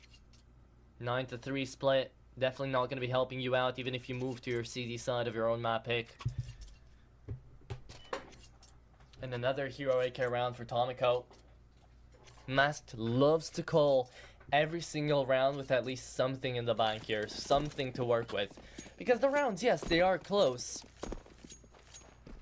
But I don't think it's justifiable to force buy or force invest, at least on a single player, every single round. Because even on that full buy, we got to see that those Galils didn't really make that big of a difference. The AK in from Tomico didn't either. And now, speaking of the AK from Tomico, Polt is shutting it down really early into the round. Penultimate of the first half, and yet still nothing major to talk about here for Permitta. Insilio, they're just taking space and kicking ass. Oh, and they are searching for Beanox. They know where he's at. Overwhelming. Definitely, I can say that for the side of Insilio.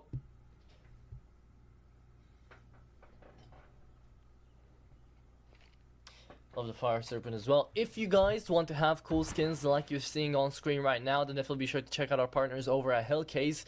Use code CCT for 10% bonus on your first few deposits. But also remember that there should still be an upcoming giveaway, or there is still one in proceedings right now, which you can go and apply to for completely free. You only have to make an account and that's it. So either old and new, you can take it over there, but be responsible with your money, please. As, you know, it's still your money, it's still considered gambling, and I did just get information from our good old analyst that it should, I think the giveaway should be over on the 13th, but there should still be more underway, so don't worry about it. There surely will be more up and coming into Hellcase. Without further ado though, spoken enough about Hellcase, 8-3 and a final full buy coming through for Permitta. They've been struggling, and you can see it from the scoreboard, but an 8-4 split and a pistol round win still wouldn't be the end of the line. Still could get them just there to be able to mount that comeback onto the CT side. So let's see this round, very, very crucial. 3 down on mid, 2 on ramp. And an opening frag onto FPS as well. Fate, that's going to get traded, and it's up to Polt again to play that connector really well. Speaking of playing something really well, Pip W shuts down one into ramp, looks in for the second. Gonna get some help with that. Polt again. Man, Polt is so reactive. This is amazing from him. Been doing it time and time again. This is how you want a rotate player to look. This is how you want your mid player to look. Always reactive, always ready to call for every single piece of information that Insilio have. He's checking it. He's going for it. He realizes there's space to be taken on mid. He takes it. This is so much in favor of Insilio. Not only Sugar and Pip finding so many of these frags, being extremely dominant. Fade and FPS as well, playing great support, always trading, always being there quickly. But Polt managed to solo mid a lot of these times and to still be able to find these doubles, these really good one-off kills as well. It's amazing for Insilio, and right now they're in form. You can tell of it. You can be sure of it. Masked to be picked into. One last headshot coming through from Polt. 12 and 5 as well. Looking almost as good as Sugar. It was 14 and 3. But a lot of impact from every single player out here on Insilio. Grants them another 9-3 lead. And now all they need is 4 more rounds. Swap sides. Enemies map pick. And they could end off this best of 3 really quickly here for the day. Remember, the next game after this, Pop is going to tell us all about it. It's Mouse NXT versus Cybershock. Academy versus another team that has got a couple of up-and-coming players. I'm really looking forward to that game as well. After that, Endpoint versus Bait. Gonna be a real doozy. So you guys watch on ahead for that one too. Sugar holding down the line. The Doolies are just waiting for their prey to peek in, and that's exactly what he's done. Sugar fell into the honey trap, and now the Bears are getting angry. Permitta trying to run it down, and it is going to be someone getting run down. Pip W rushed in through middle. A side's taken over, but not for a long time here as Fade wants to deny. How many can they find? 0 is the answer. Tomiko just great on those P250, on those dualies. And the Glock managed to find another. Looking down on ramp, almost connecting on the shot. But Permitta went out the pistol. So at least that is something to be happy about. And now 9-3, they win out the pistol. Turns into 9-5 because we didn't get to see a bomb plant. However, we're still seeing a force buy coming through from Insilio. That's interesting. So it could either be 9-6 or 10-4 in worst case scenario here for the Polish side. Let's see where it takes them.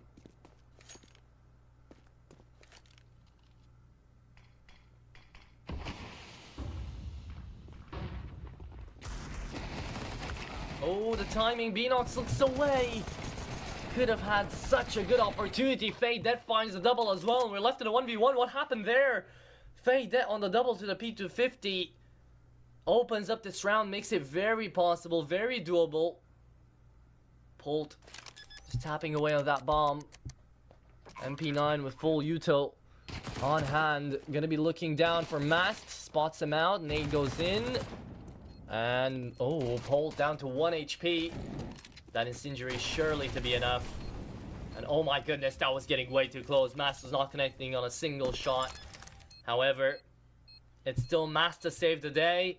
A little bit of a smirk there. Being happy to do it. Polt. He thought he should have won that round. You can see it on his face. But it's okay. Just prolonging the inevitable double digits out here for Insilio, as they're going to be going in for the eco. Should be 9-6 indeed for Permitta, or it's another force buy. No, Insilio, don't pull out the mass strats. It works for Permitta, but you've seen how it's kind of not really worked out here onto their T sides for both Anubis and now Mirage. But they're going to be doing it too. Scout pulled through for FPS, and Polt still playing down on middle, being the spearhead, trying to gain up this space. Beautiful opening of the smoke. However, the flash there saves the day for Polt, keeps him alive. Would love to see that scout go his way. Sugar already into the site. Mac 10 in hand. Does he run through the smoke here, or does he go for the normal play of jumping up onto Van? That's exactly what Mast has done. And Mast again is so fluid. He's moving all across the map right now. Very dynamic. But he is gonna get killed up into apartments. Bolt needs to pick up that scout. FPS can take away the MP9 on apartments. And they still have a good entry into B. Faydet just trying to close out, and he rotates, going for middle. He's trying to catch people going off into short from A. But now he's wasted his breath as he's getting a move on. The timing on the smoke is going to be good. However, where does he find someone? Oh my goodness, he actually finds Beanox. Never was supposed to find that frag. And now Pip trades one out as well. Tomiko finds all three of them into apartments and ends off the round. But still, that was way too close for comfort. And Permitta are very happy to have Tomiko in their roster right now. 18 and 13 has been saving multiple rounds out here for Permitta. And this is really unlike Spavak and Beanox. Not being able to come online on the server would have made a whole huge difference onto that T side. But now Permitta, after winning out 8 in a row, well, Insilio, after winning out 8 in a row, not Permitta, they're finally going to be going in for an eco. Thank you. Again, if Mast calls it, no need for you guys to call it as well, Insilio.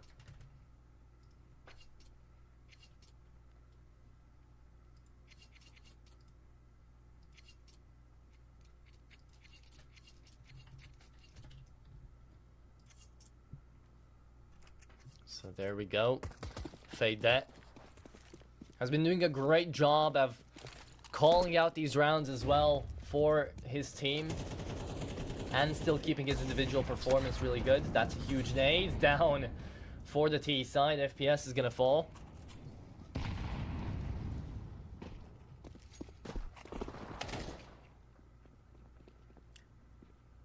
Faydet though, important frag on the Beanox. Could take up a rifle because of it, or an MP9.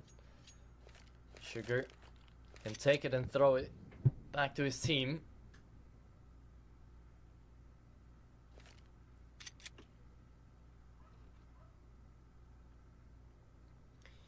But yeah, for now it just looks like Insilio taking their sweet time. Okay, little bit of a side note here. I absolutely love the flip side sticker coming through in this Deagle especially, but just in general I think Flipside was such a good logo as well. Such a notable team as well to think up of. Don't know if you guys saw the roundtable conversation with the coaches as well. The ESL did it with the IGLs too. Great form of contact. But yeah, Blade was talking about his time on Flipside, and I thought that was a nice little reminder of the days past. Into the Seiko, Insilio don't manage to really do a lot, but I thought we could get to see a kill out of Sugar.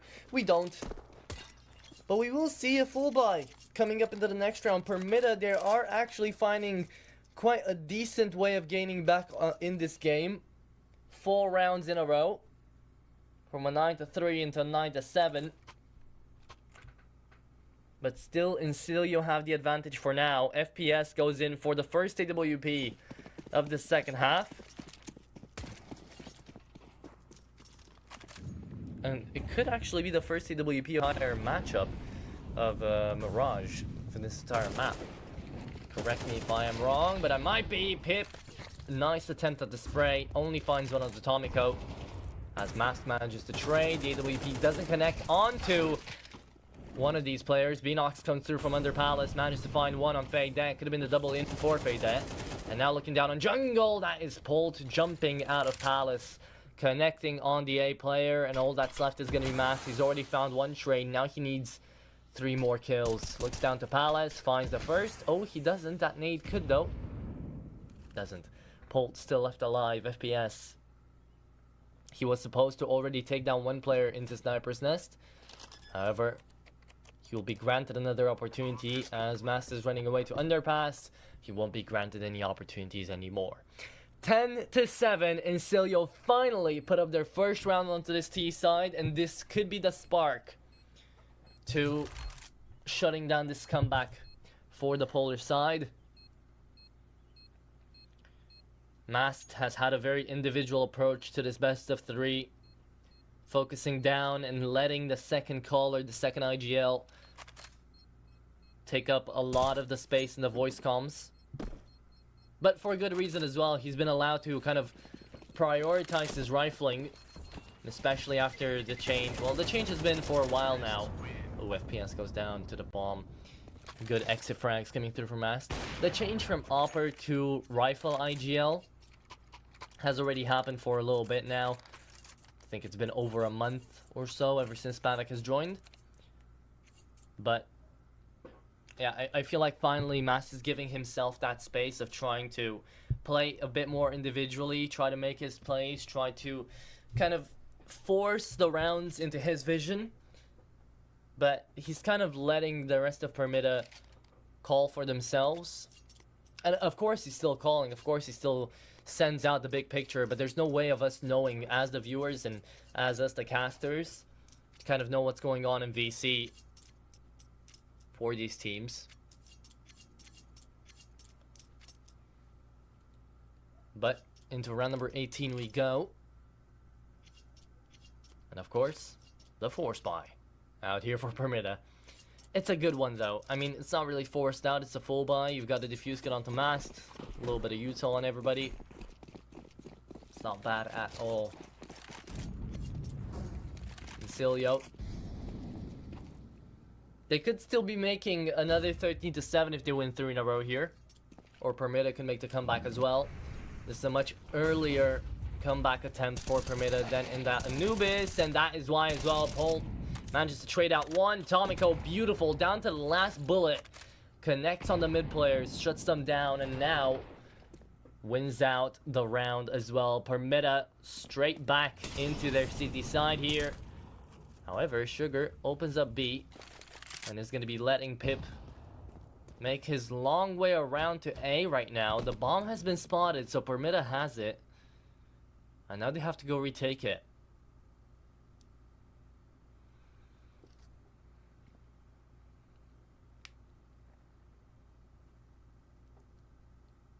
Playing slowly but surely, 50 whole seconds on the clock. No need to be overcomplicating things here. 2 people watching behind. Only 1 on the bomb. That's bound to change right now.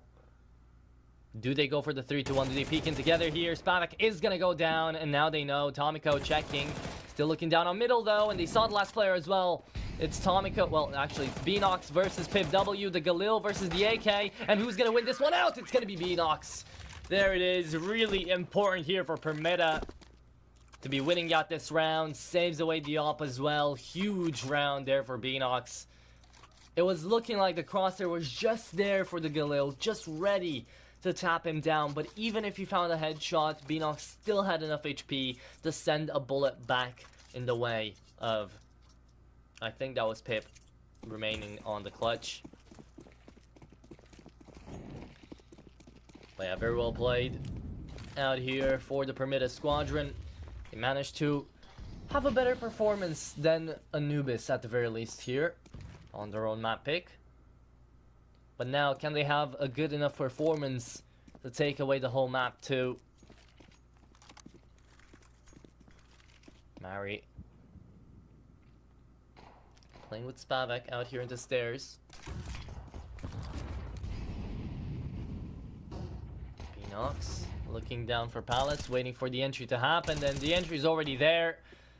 Finds himself on a frag onto FPS. That's a great flash coming through for Faye Dead. However, Beanox will not be taken down that easily.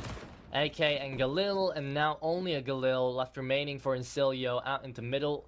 As Pip looks at his monitor, and perhaps at this point looks through his monitor.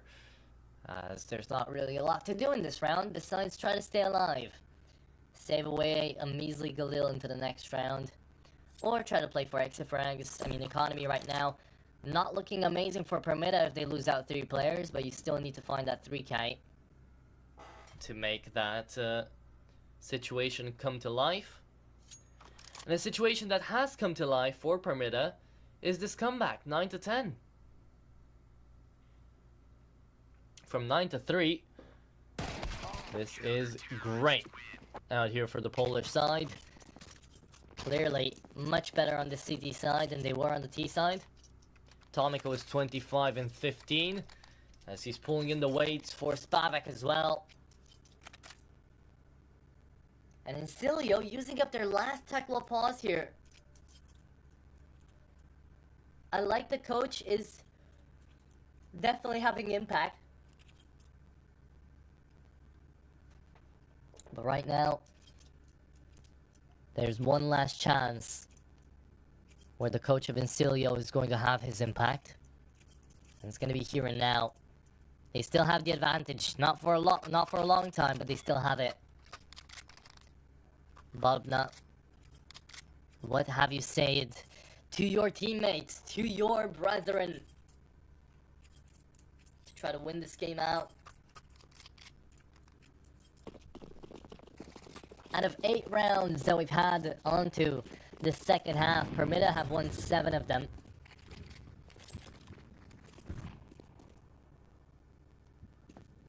Well, they've won 6, right?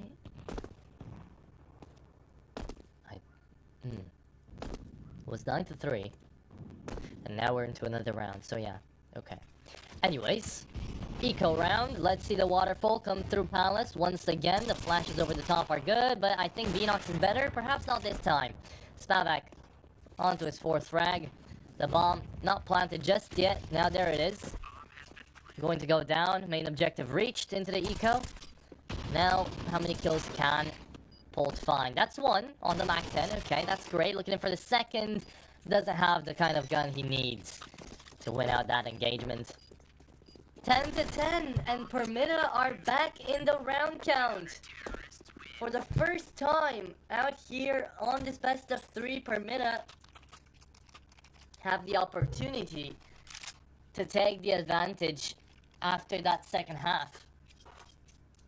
They had the advantage on the first half, 3-1. But now they're still here.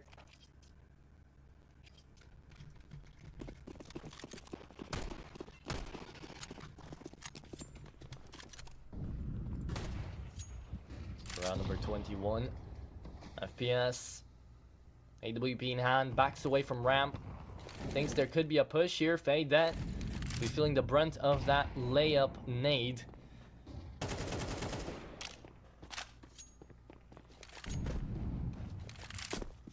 Permitta playing util so much better here onto the CT side as well. On their T side, their executes were a little bit short-sighted. Like, yes, they had the executes ready down for that B-bomb side especially, but away from the initial opening, we wouldn't get to see anything out of Permitta, and now we get to see so much more. Spavak, great shot onto Sugar. Could be considered a lurker, could be considered a fake. What is Insilio gonna call here?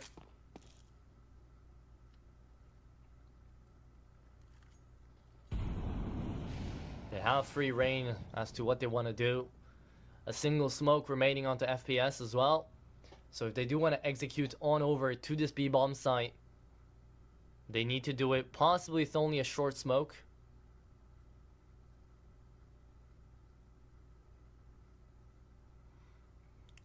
Which they're not even gonna throw out yet. Mask. Bloodspore is gonna find the flanker. Polt is gonna go down, and with that, now they know that this is gonna be that B hit. One player spotted on short as well. Pip shuts him down, and now with 10 seconds remaining, Insilio have gotten the bomb planted. And finally, this is looking great for the T side, but yet Mask still jumps in and saves the day. Looking in for more. Mask playing in the smoke. Fade dead down to low HP. Doesn't pick up the AWP. Didn't have the time to swap up weapon. Re-em FPS gets spotted. FPS down to the graveyard. Fade dead. Last man standing needs to play the timer here, but there is a defuse kit down on Mast as well. Heard the tap, Fade dead. Has to move on in. And now there they go. Mary's gonna stick this. Can he deny? Timing is everything. Mast goes in for it. Mast, this is gonna be denied here. He's gonna go in for the defuse, and he's gonna find it. 11 on the board for Permitta, and they're straight back to the game. There we go. FPS couldn't go and do anything down on bench. Permitta win out 8 rounds out here onto their CT side. Insilio only able to win 1 on their T side, and this is the comeback Permitta wanted on their own map pick. They need 2 more, and they've made their voices heard throughout the server. Even with Spavak not being able to fully come online, even with Beanox having a subpar performance. Tomiko's pulling through for them, Max is calling out great, and he's doing a lot of stuff by himself as well, now anchoring out here onto the B-bomb side as well, buying up the time that Permitta need.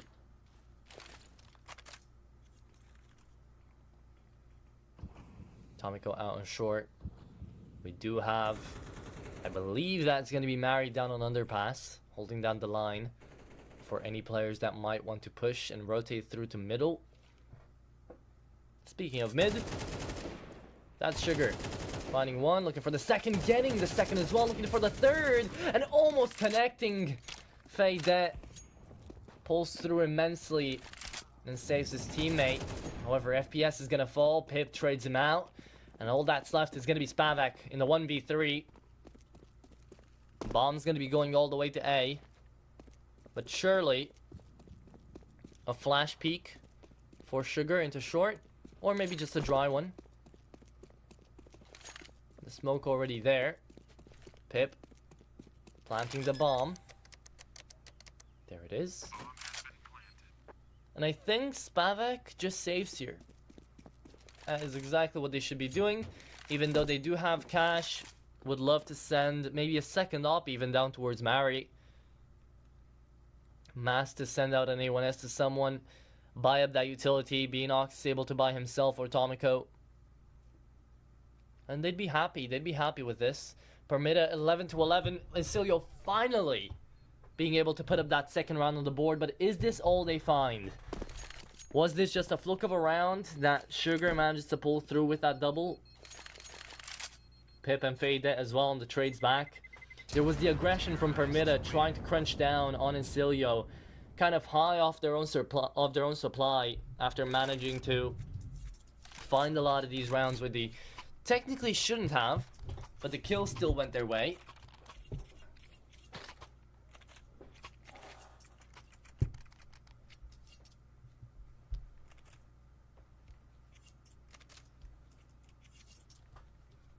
To 11, and now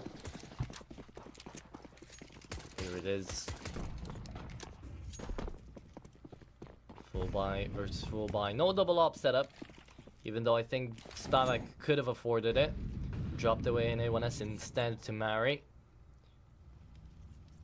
And Insilio trying their luck out again out here onto apartments. Spavak is gonna fall with a full belt of util by his side. He was the only one not having used anything at the beginning. So that is a huge loss. It's also the AWP that was pushed up. You've got 3 players now holding down onto the B-bomb site. So they're trying to double fake here. Insilio, they made noise as to running away, so you are going to have the short players checking into mid. Permitta not fully buying it though. I like this. Coming through from Permitta. It's a good call for Mast, but it is also a gamble. If they were to all be rotating down to the A site right now, sure, Beanoff should have heard it. Quick rotates would have been in due. But now, there's the execute. There's the flash coming through. Mast finds one, forces himself back, and now pushes in. Pip, how many can he find? 0 is the answer. Mast finds 2, and Mari denies. This is monumental for Permitta, as FPS is going to go down as well. Mast saves the day. As the strong leader that he is, the general comes through big time. Pole needs to check behind, AK in hand. Finds the headshot onto Beanox. 20 seconds. And there's no way to be able to win out this round, so he just saves the AK.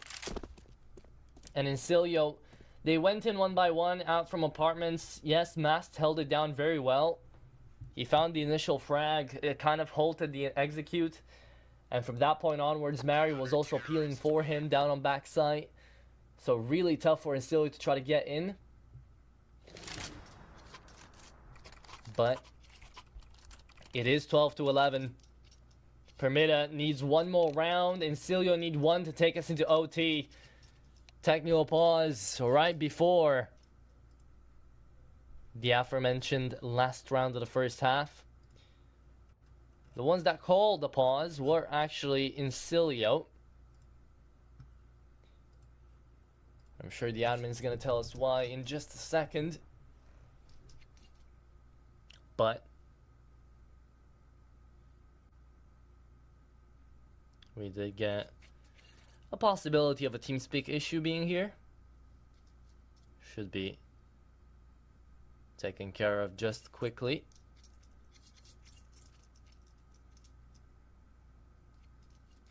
Permitta. It's a godsend. They're able to actually find themselves over to that 12, to that map point.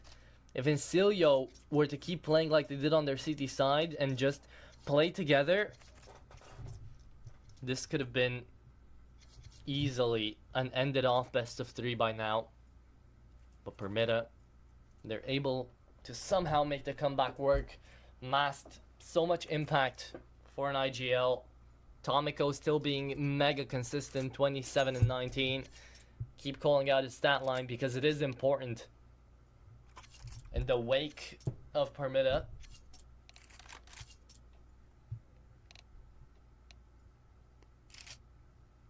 and we're hearing the ready calls down on the server. We're ready to roll out here for round number 24. Who's gonna take it? Who's gonna be able to win it?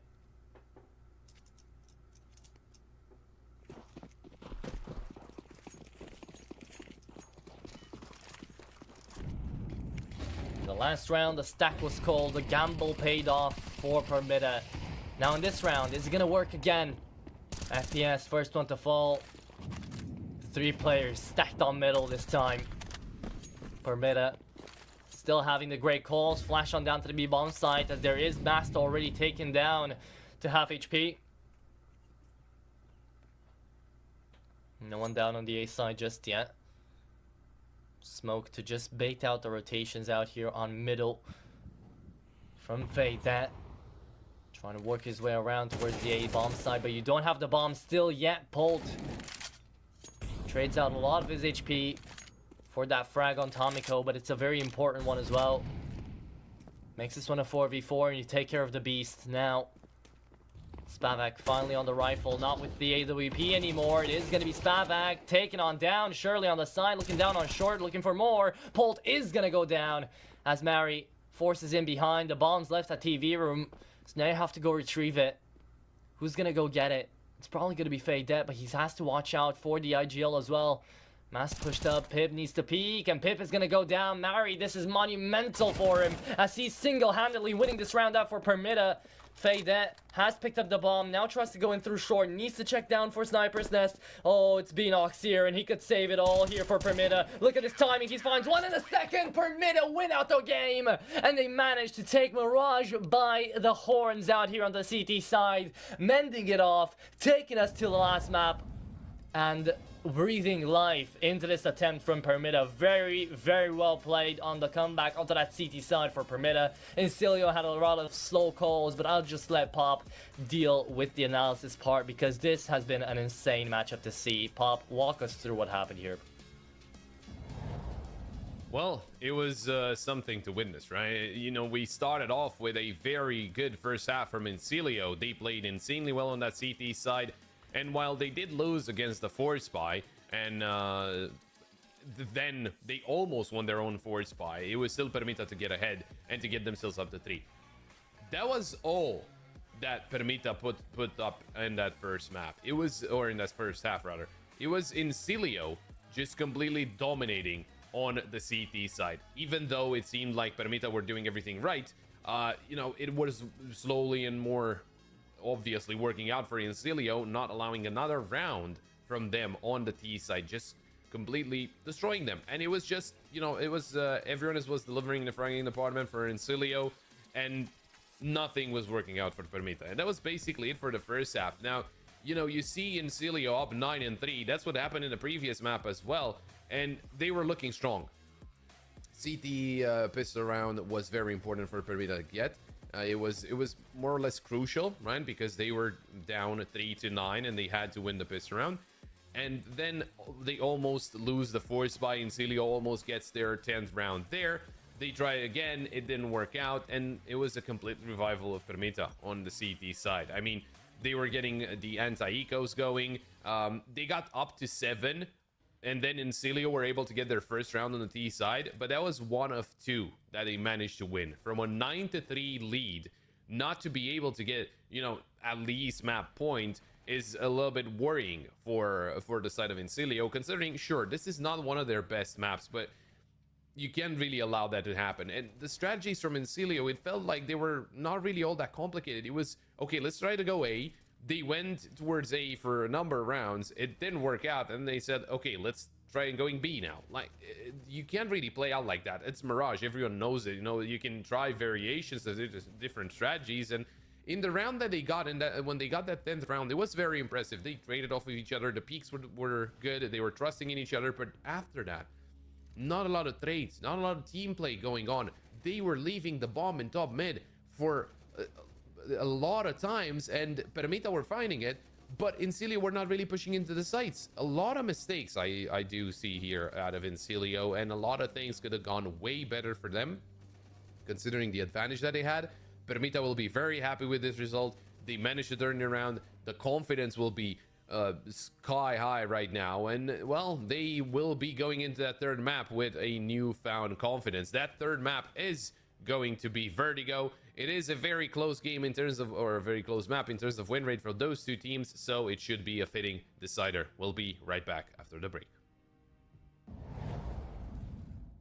Tired of boring case openings? Do you always get only cheap skins? The Hellcase website has tons of options to upgrade your inventory. It's up to you to participate in giveaways, events, or compete with other players in opening cases. Hellcase, your world of expensive skins.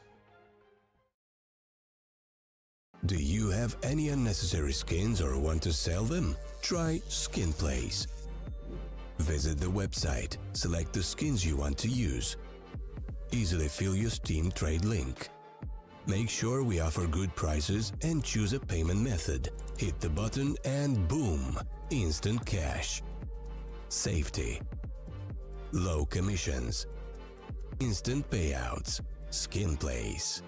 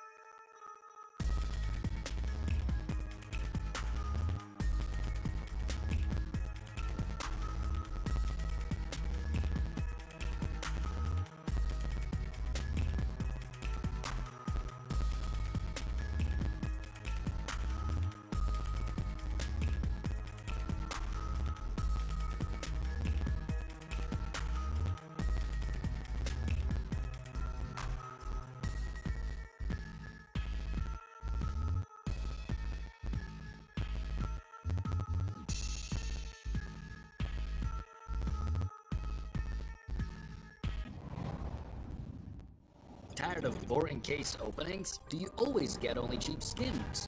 The Hellcade's website has tons of options to upgrade your inventory. It's up to you to participate in giveaways, events, or compete with other players in opening cases. Hellcase, your world of expensive skins. Do you have any unnecessary skins or want to sell them? Try Skin Place. Visit the website, select the skins you want to use. Easily fill your Steam trade link. Make sure we offer good prices and choose a payment method. Hit the button and boom! Instant cash. Safety. Low commissions. Instant payouts. Skin Place.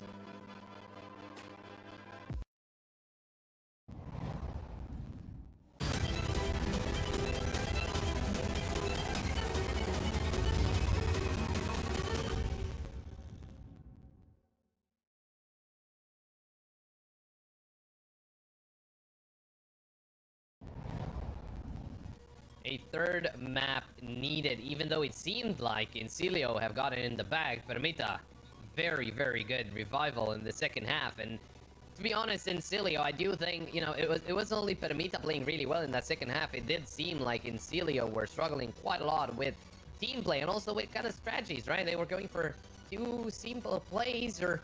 what was exactly the thing that went wrong there, Atro? What do you think didn't work for Insilio so they couldn't close out the game, only able to get 2 rounds on the T side?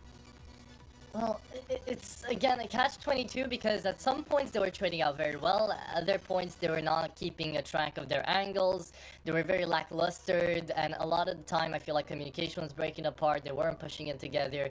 The util as well just barreled on down. I mean, at some points, CT side utility amazing for Insilio. You move to the T side, suddenly they forget how to actually exec into a lot of these sides, and they get there and they get immediately traded down by the remaining defenders. So it was a complete shutdown when it came down to that T side, and I'm hoping that we're not gonna get to see the same thing out here on Vertigo because it can be T reliant as well.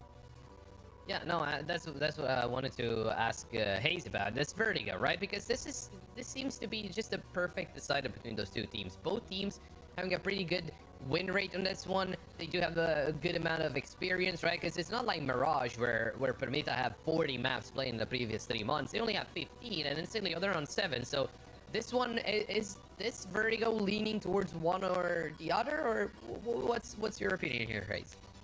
I mean, if it is, it's like 51-49 in favor of Insilio kind of thing. They've got a slightly better track record. I mean, not just in terms of the win percentage, obviously that is slightly lower, but if you just go look at the teams that they've been playing against and the results that they've had, I think that they're slightly better on the map. They've also beaten Permitta on Vertigo not too long ago. That was a 13-10 win just over, literally a month and a day ago. So it's a fairly relevant event, or result, should I say, at that point. So yeah, I'm gonna give Insilio the edge here, but only just.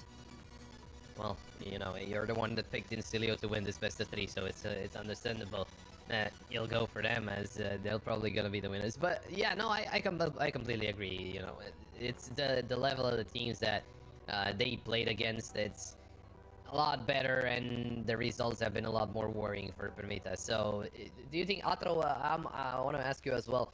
Do you think, since this is the decider, we won't get to see the knife round, but it will be there. Does it really matter where you start on this map? Because at least for those two teams, right, at least their win rates do seem to be, or at least for Insilio rather, it seems to be fairly equal. It seems like they're good on both sides, but for Permitta, they're better on the T side. So is that something that they might want to go for? Or do they still want to start CT just for the kind of confidence booster? Because Permitta, once again, they have a lot of confidence coming back after a big loss first half on Mirage.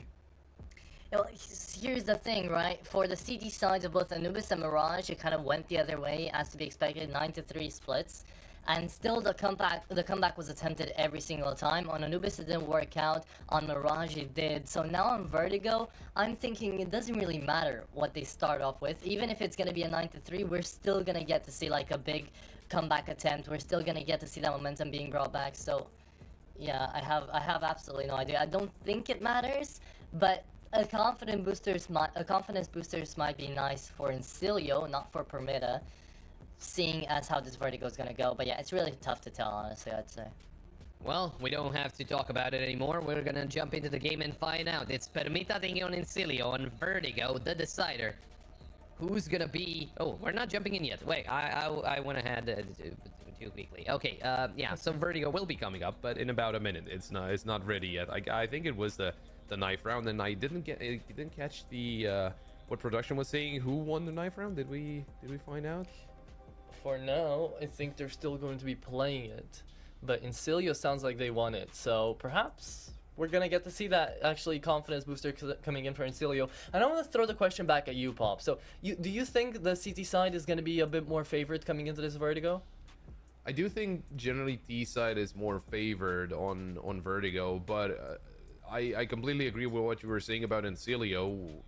If they start on a side good, then it's gonna bring a lot of confidence. But we are ready now, so let's see who's gonna start off well on Vertigo. It's Permitta, it's Insilio, it's Vertigo, it's the decider, and Atro alongside Hayes will take you through it. Okay, Hayes, are we ready? I feel like I haven't heard your voice a little bit out there in the pregame, so walk me through what you're kind of expecting out of this Vertigo as well as we're jumping straight into the pistol round. Action, entertainment, Counter-Strike. That's what I'm expecting. Chaos as well. Lots of force buys, eco rounds being won, clutches. It's gonna have it all, jam-packed, and it's gonna be a pistol round to set things in motion. 1-for-1 trade, the name of the game. Sugar probably would have felt like he might have been able to get a bit more from that position, but a good kill comes through. A good shot there out of Spavik. He's been impressive today so far. And Permitta just gonna keep up with the original plan. Yeah, just grouped up towards the stairs. They're gonna barrel some util in towards this B bomb site and exec their way forward. Impressive, but not in a good way out here for Spavak, as we were waiting on so much more coming out of him. And this time around, he's gonna get to show it out here on Vertigo, perhaps. The bomb's gonna get immediately planted. Permitta happy to be this quick onto the bomb site. But now they have to face the repercussions as well, which is going to be Insilio retakes. We've seen them work out plenty of times before, but this time no defuse kit, no utility at all. Fade doesn't even have half armor. But there is a flank coming along, and I don't know why FPS is just holding down the line this much. As Mary finds one, Fade trades onto Spavak. The young gun there on the upper roll is going to fall, and Fade, even though he tries his luck, FPS took way too long. He finds one onto Mary, reloads on the dualies, and this is the round, even though he finds the frags. Yeah, unfortunately just not able to activate on the flank quickly enough, and Tomiko gets himself another multi-kill. That has been the name of the game for Tomiko so far today. Mr. Multi-kill himself. Good way for Permitta to set things in motion. Just a standard pistol round, you know, good util, good exec forward, and then finding the vital kills in the post-plant. Gets them across the line. I feel like Permitta, I mean, they've just been on the back foot throughout both of the halves so far. So, what if they start strong here? What does that mean for Insilio? I don't know, but I'm a bit more surprised about a piece of information we just got from our admins, which was about the game that I think everybody was looking forward out here today, Bait versus Endpoint. Bait will have to forfeit due to scheduling issues. So that is... Oh my goodness, wow. I was really looking forward to see how Bait would be fighting against Endpoint, but I guess I won't have to. Damn. Yeah, they're playing against Bleed in the Rio qualifier, so that's a qualifier you can't pass up, unfortunately. 100%, yeah. Okay. And one of those things they wouldn't really been able to know about in advance either. Anyway. Focusing back here in this round, it is a force buy from Insilio. They've taken quite a lot of damage on a couple of their players, but they've been able to find an opening kill in return.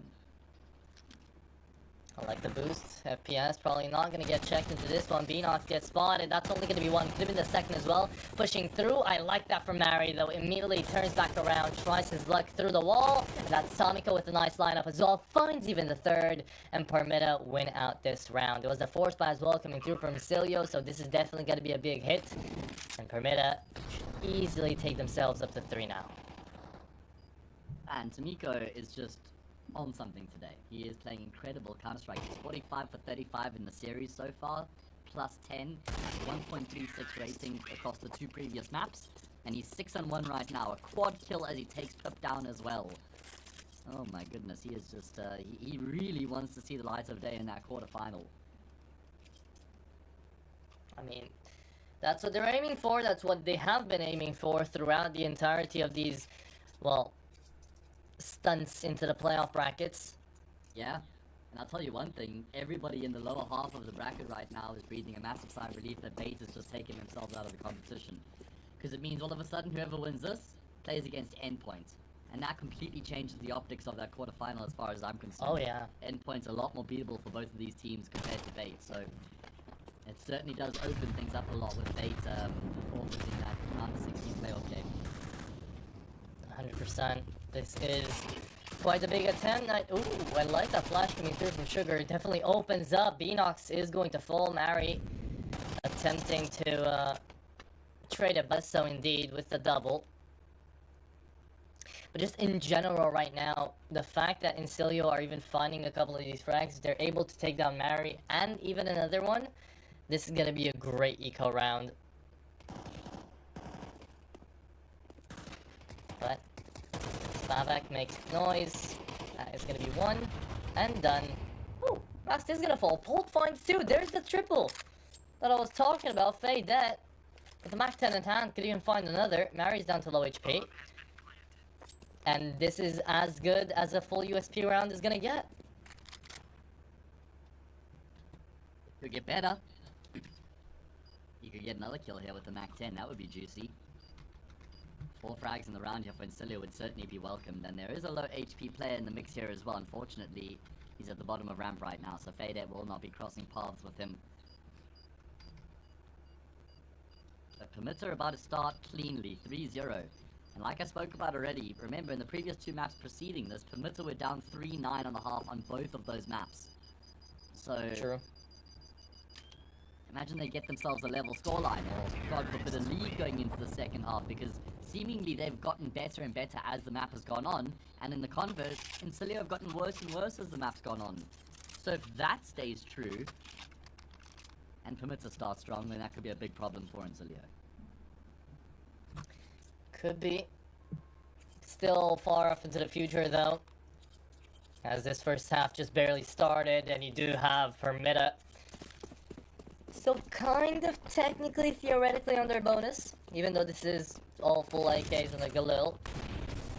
With Insilio going in for their first gun round, AWP onto FPS. Mary taking some damage from that util, just as much as Tomiko.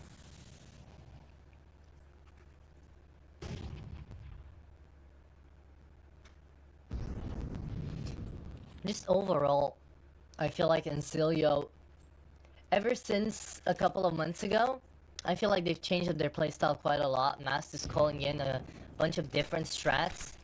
And sure, for Insilio, Fade that has been calling in a bunch of different strats. And they've been playing much more passively than I feel like they were before. But that might be due to the scene as well. Changing around, Tomiko, that's a great frag to find through a smoke. Sugar dead already. Was supposed to run away, have a 4v4, even retake. But now, limited util, 2 smokes, 2 flashes. Could be enough to try to retake here, but no damaging one. And looking down for white box, Mary doesn't get spotted there. Fade that doesn't even know where he got shot from. So this is going to be a safe call for Insilio. They have to. And Permitta put up the 4th on the board here, back to back.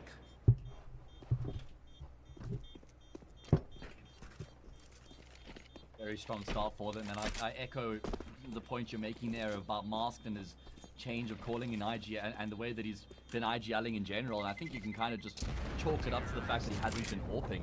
He can focus more on calling. He doesn't have to try and AWP and think about so many more things, right? Like he's AWPing against someone. What is that AWP doing? How does he play? Where is he going to be positioning himself, as well as your opponents in general? You know, trying to have big contributions in that department while focusing on calling and what your teammates are doing and the mini-map and the comms and the rotations. It's just way too much for any one person. And I think now that he's just dropped that AWP and he's let Spavak take up that position, who's done really well with it, it means that Masked has been able to just focus solely on the calling, and it's worked really well for him so far. There has been quite a lot of aggression from Permitta. I'm right there with you, and it's going to be the same here in this round as well. Straight up ramp they go. Yeah, I had to talk about Mast before. Oh, look at this fade. This is beautiful. How many more can you find? That's only going to be one. Looking for the second spam. He's going to find himself in the graveyard as well. Mast, great spray transfer. Finds two.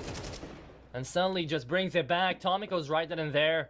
This was a three-man crunch in from Insilio, trying to just pressure the side of Permitta, forcing them to back away after Fade Dead finds a great walk through the smoke there, finding two. And now we go back to a slow 2v2 where the buddy system is the name of the game. Insilio really far away. Permitta should be getting that bomb planted on the B-bomb sites surely. Pretty soon as well. But they're all shift walking. And FPS has left his teammate. So this is instantly puts Insilio in a worse spot than Permitta. And I did have that talk about Mast in the last map, right? He has had a great performance on Anubis and Mirage. And he was able to focus on that because he is rifle IGLing now and not opping anymore, which does make a huge difference. You are correct. Right now, 30 seconds though. Taking a look at this round, it's more important for Permitta to see if this rifle IGL can pull through a 1v2 clutch. He's done it before. He's had so much impact. Taps away on the bomb. FPS throws out the nade. Smoke on down to the site. Pip still doesn't go into the site, so allows this bomb to be planted, but this is tough. Molly on down to white box, misses. Oh, no. Goes and burns the random pedestrian as the barrel, I think, was spotted through the smoke. However, Pip goes down into it, into stairs, and wins out the round. So there you have it, 4-1, and Insilio finally put up a round on the board. Well played there by Pip, right, because he gets the first frag initially to get them the man advantage, then he just locks it down at stairs, knows his presence alone is having a lot of impact, and he gets the kill to finish off the job. Unfortunate missed piece of utility there, as you say, burning some people down 51 floors below, but we're not worried about them. We're not too worried about what's going on down there. It is going to be the first round on the board for Insilio. Plenty money for the T's to reinvest, but if they lose this one, then it starts to get a little bit more murky in terms of their economy.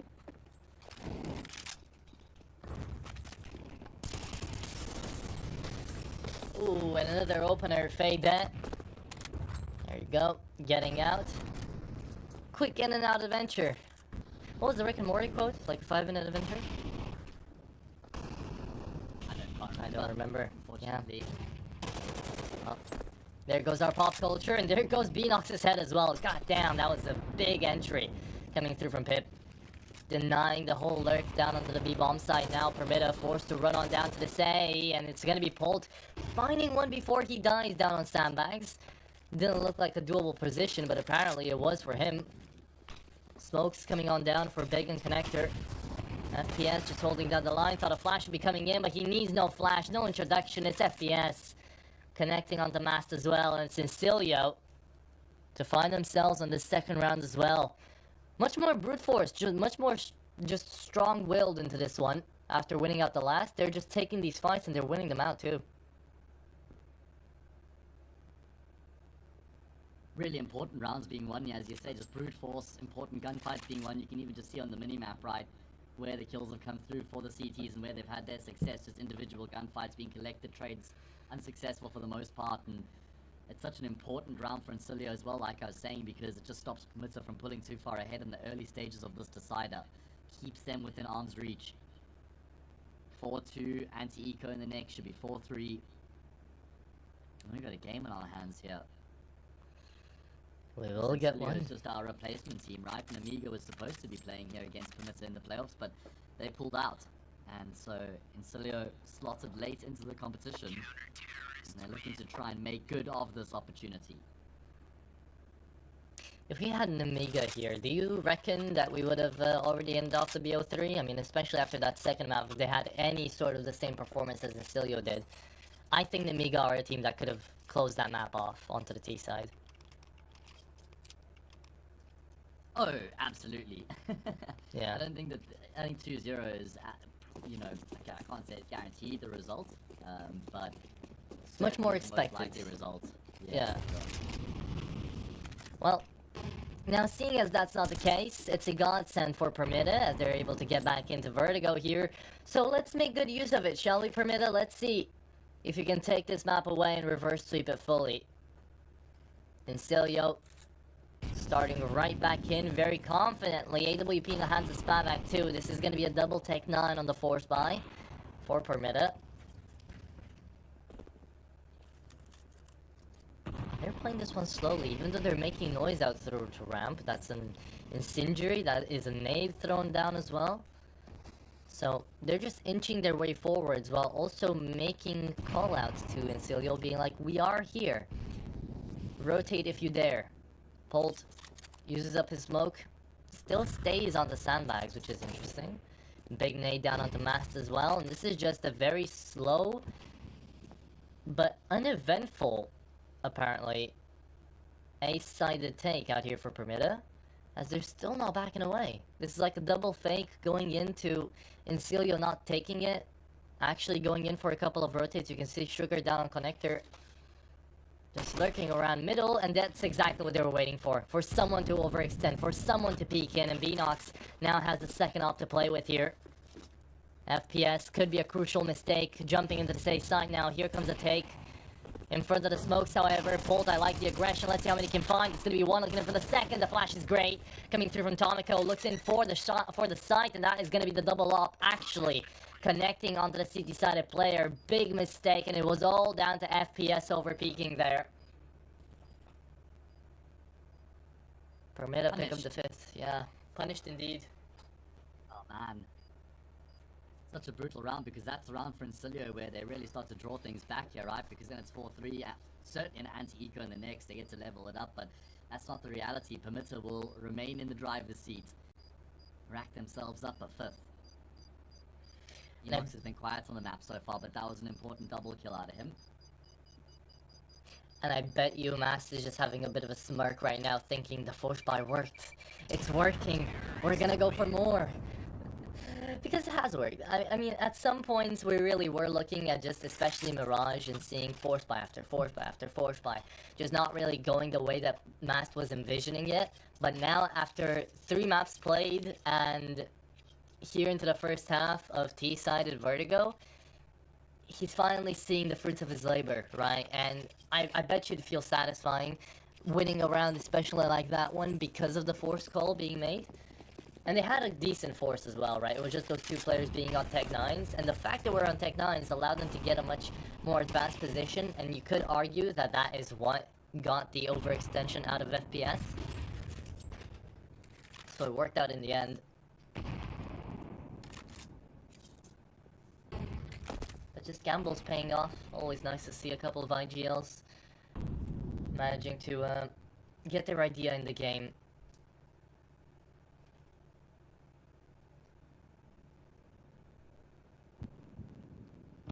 Oh, and I was mentioning this little thing in the last map, by the way, Hayes. Did you get to see the really good idea in my eyes of the round table conversations that ESL has started to do?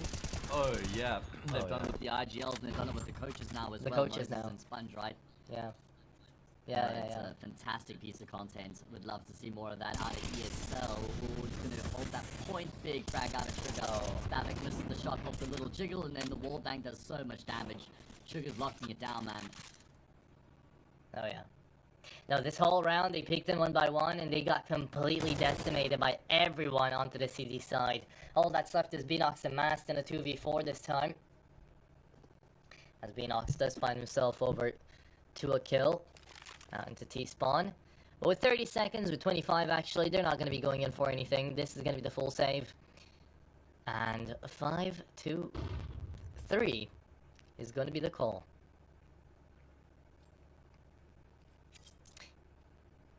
But yeah, I was watching those roundtable conversations. It's such a good piece of media as well, because it got that insight. I was thinking back to the flip side days for Blade, as he was talking about his way of getting into the coaching role and stuff. And I was mentioning it because Insilio's coach has been talking a lot to them in the past best of 3. Like, we've seen all of the tackle timeouts be used. They're right now on boot camp. They're doing a good job at adapting, I would say. But they didn't do that in the last map. And that's because they ran out of tackle pauses, I feel like. Because they used them all in the first half. So, yeah, I don't quite know the difference that the coach is making out here for Insilio. It feels like there is one, but I might just have, like, viewer bias. You know, because I'm looking for something that might not be there. Yeah, we just can't hear the comms, so we have no idea Yeah. what he's actually saying right now, what he's contributing. It's always one of those things we can speculate, but we'll never really know for sure. But a coach makes such a big difference, right? I think Blade was talking about it, how everyone has a coach right now, has analysts, and now they have a FaZe as well, who just took down their IGL. Permitta, Headless Chickens now, what will they do? They're into ramp, they've got 3 players here, the force checking behind, and FaZe, is here, finds the frag onto Mary as well. Kind of strong force, I mean, he could have waited down a little bit, but really wanted that kill just to secure it before he actually got into the site. So, thank God it worked out, but now 5v3, and the AWP is gonna fall. Spavac, not quick enough. FPS immediately checked in sandbags, now waits for the last player as well. Oh my goodness. Huge frag out of FPS. I mean, they've already got a good advantage in the round, but I think he saves his teammate there because he can't actually see the opponent through the smoke, but he can see the gunfight that's happening, so rattles off a shot, gets the kill. It's now only Beanox left remaining, and not for much longer either. Nice shot there from Sugar to dispatch of him, and Insilio draw within 1. And they've pitched up now on the CT side. They've broken that T-side economy, and they've got a pretty free path here to leveling up the scoreline. Big indeed. 8-3 on FPS. He has pulled through immensely for his team. Up until now, with Sugar finding all these crazy, like, stats. He was 39 and 22 in the past 2 maps, which you don't get to see a lot. Atomic as well, 45 and 35 in the past 2 maps. Has been a great outlier, great star player here for Permitta today. The nades coming through, definitely dealing damage. Permitta on the full Glock. Let's see how they're gonna get picked apart. Will they find the frag? Yes, they do, actually. So better one than nothing. As Insilio do make the 5-5. Now, from this point onwards here, Hayes, I don't think a 7-5 really makes a big difference for either team, even though it could be a 6-6 as well. How do you think things are going to proceed? Do you think Permitta are just going to take the city side away because they were looking better city side on all of these maps? Or is Insilio going to be able to actually improvise and adapt to this T side? That's a good question. Based on what we've seen so far, they look like they've been able to adapt to get to this point, so I have no reason to believe they won't be able to keep that up. I think that if this does end 7-5 in favor of Insilio, then Permitta will certainly be aggrieved at that point because they were in complete control at the start of this map. So if it finishes off where their opponents have the lead going into the second half, things would have completely gotten not out of control, but relatively speaking compared to where they were at one point. Right. Well, definitely makes sense. But right now, that is the question as well. They haven't used up any tackle timeouts, neither of these 2 teams. They can play it slow, they can play passively, But let's just see where it takes them as Permitta already got a little bit of space out here in towards ramp. Utility being used up to try to gather up some time for the rotates. And still, you already get to see 3 players out into the A side and an immediate rotate out on the minimap for the CT side. Thankfully, they have left FaZe and to keep a hold over Ivy, over short. But this is Permitta playing those mind games again. We saw this in the first gun round that we got into this first half of Vertigo, where Mass just kind of held down the line into ramp and was just waiting for something to happen, for someone to overextend. This time around, Insilio is not going to be able to do that. Or fade that. I might bite my tongue here. He's looking for it. He's searching. I think he's also hearing people out into ramp. There's a good nade, but it kind of hits on Fade as well. Connects onto Beanox, and that's the opener.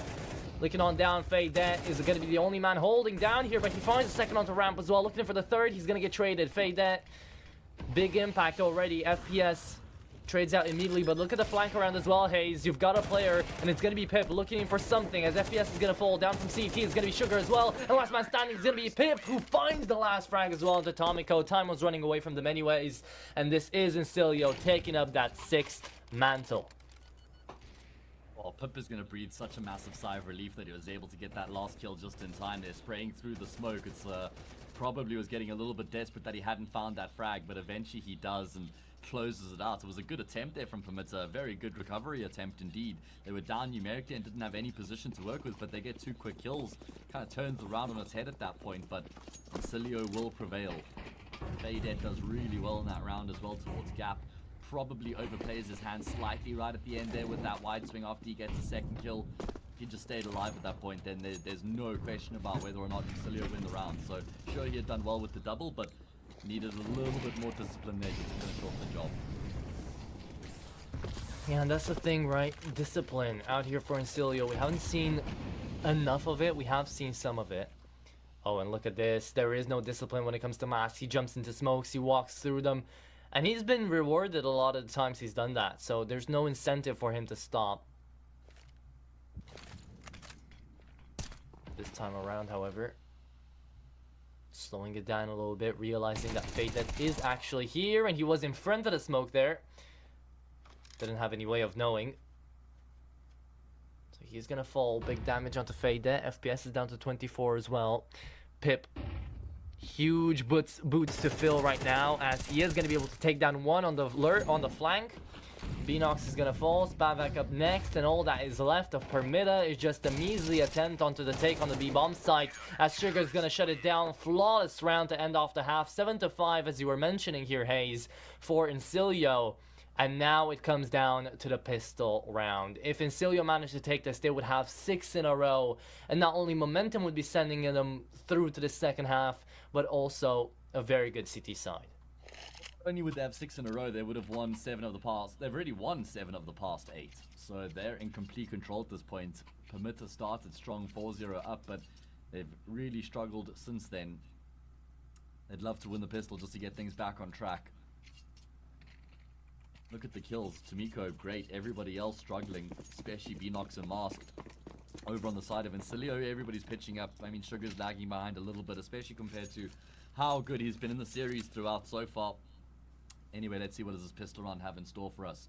Permitta grouped up towards the top of ramp here with numbers. Insilio not really trying all that much at the start of the round, just posted up on angles and looking to take their time. Take their time is exactly what they'll do. They're learning a thing or two out here. FPS amazing on the crosshair placement to also just pre-fire down on Ivy. Faydet gonna be trying to do the same thing out on ramp, and he managed to find one, but only good for one. As Insilio jump in, they dip, they double dip, they find themselves 2 kills, and then they back away straight into the B-bomb site. Perfect call out here from Faydet. And Insilio just win the round because of that. That's amazing.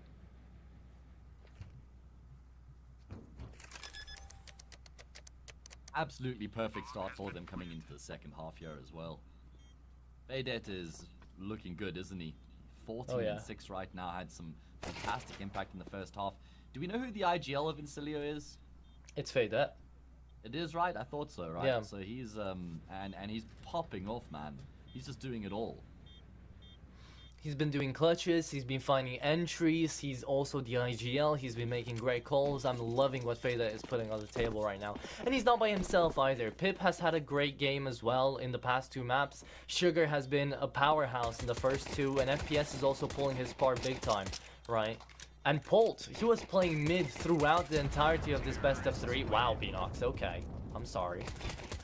Speaking over you while you're pulling everyone's heads down. Already found the quad kill. Couldn't get the ace, but still very nice.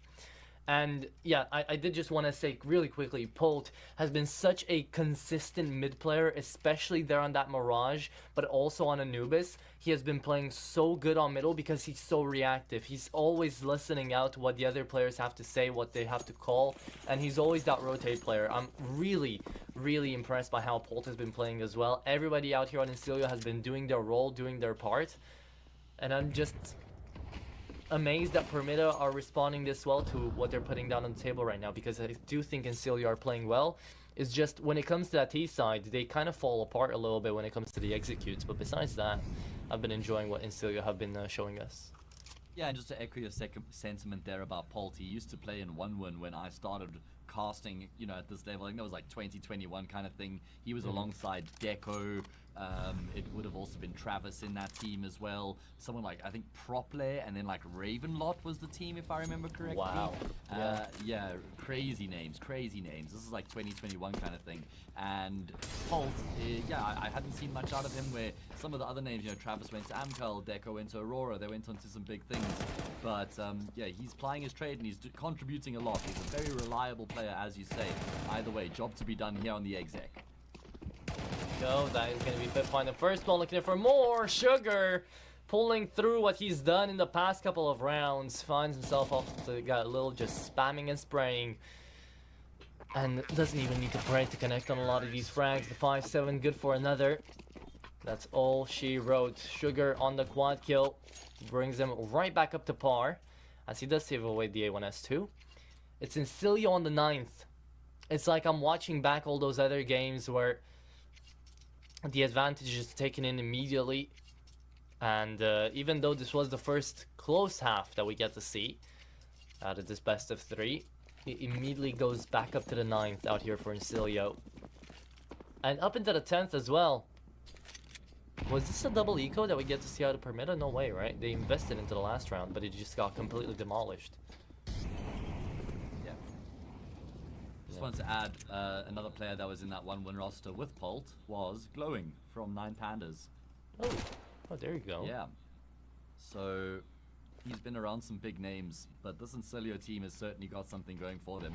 I feel like we haven't seen as much out of them as we could, right? They're currently ranked 70th in the world. I think they've got quite a lot of potential to go for some deep runs in these sorts of competitions and these online events. Obviously, this level is just completely stacked, right? Tier 2, Tier 3, there's just so many ridiculously talented teams. But I think that this team still has, you know, quite a lot left to show us. Currently ranked 11th in their region, you know, below Aurora Youngblood. I think they'd be, on their day, I could see them being competitive with any one of Parivision, Amcal, 9 Pandas, Namiga, and then even like a BetBoom or an Aurora when they're at their top game. So yeah, it'll be interesting to see how far they can go. And well, because it's an eco, and I'm really happy I got some insight, especially out of the IGLs and the coaches, because that roundtable conversation, I'm going to be bringing it back to that. Cyclone and Apex, both of them different players completely. Cyclone just a coach out here for Mouse, if anybody doesn't know, and Apex the IGL of Vitality. They were both echoing that sentiment of Tier 2 now has such a bigger floor than it used to, that all of these players coming in from Tier 2 are pulling through up to Tier 1. They're getting poached by the bigger teams, as we got to see multiple times in recent history.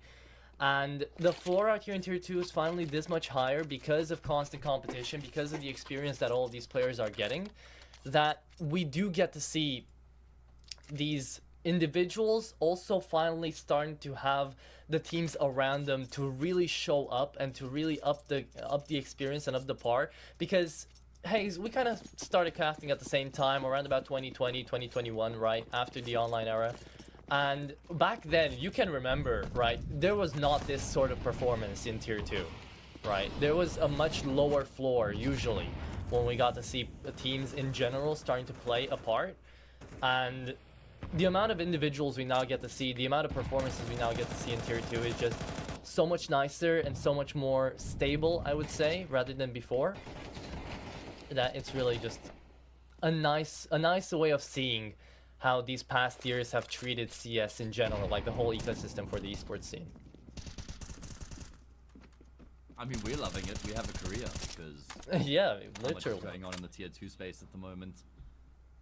So long may it last. Either way, Permitta, they need to find some form here. They started off well on Vertigo. They were 4-0 up at the start of the map. They've won 1 round since then. Insilio have won 10. And if they win this one here as well, it's almost certainly game over on the map because the CTs won't have any money left at their disposal. And look at Faded. He's so far forward right now. Permitta have been forced backwards. They're towards the generator. Insilio are crossing. That Mac 10 is going to become a problem soon. Oh, Bomb Carrier's been able to get across as well. FPS with his Incendiary or his Molly Roll has found a kill. And you've got Pip who's on the flank looking to lock these players in. No way. Oh, he doesn't even die to Mask. That's insane. How has he gotten that frag? And that means Permitta can't even save safely anymore.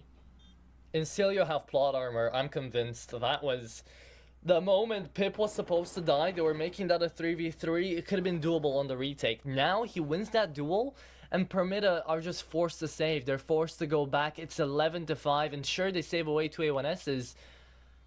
But even those, will they be enough to really save the day into the next round, get Permitta back into the game? I really much doubt it. Damn.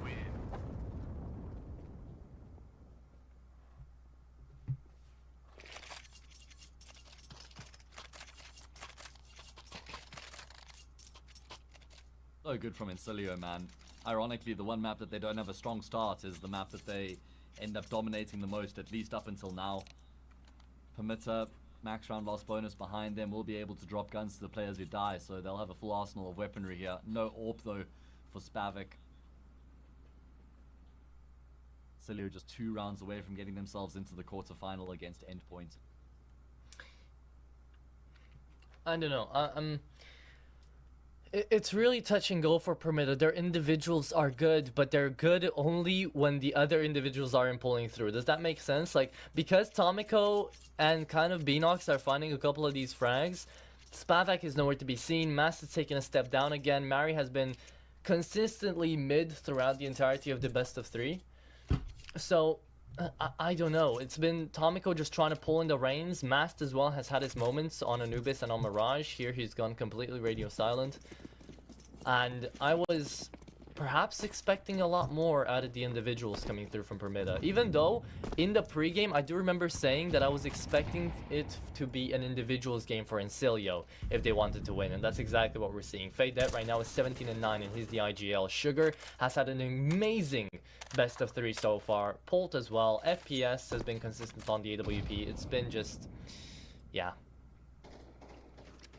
It's been a numbers game out here for Insilio. Yeah, the numbers on Permitta just aren't looking good. Tomiko's now 12-14. He's completely cooled off. Had an incredibly strong start to the map, but he's barely fragged since then. You could say the same for everybody on Permitta. I mean, Beanox found a couple exit kills in the pistol round. That's padded his stats. Padded his stats up, and they're already looking bleak as it is. So rough. 5 versus 4. How do Insilio try and finish off the job and get themselves to map point? Gonna be just showing their hand towards ramp, throwing up some utility, and then grouping themselves up on the opposite side of the map.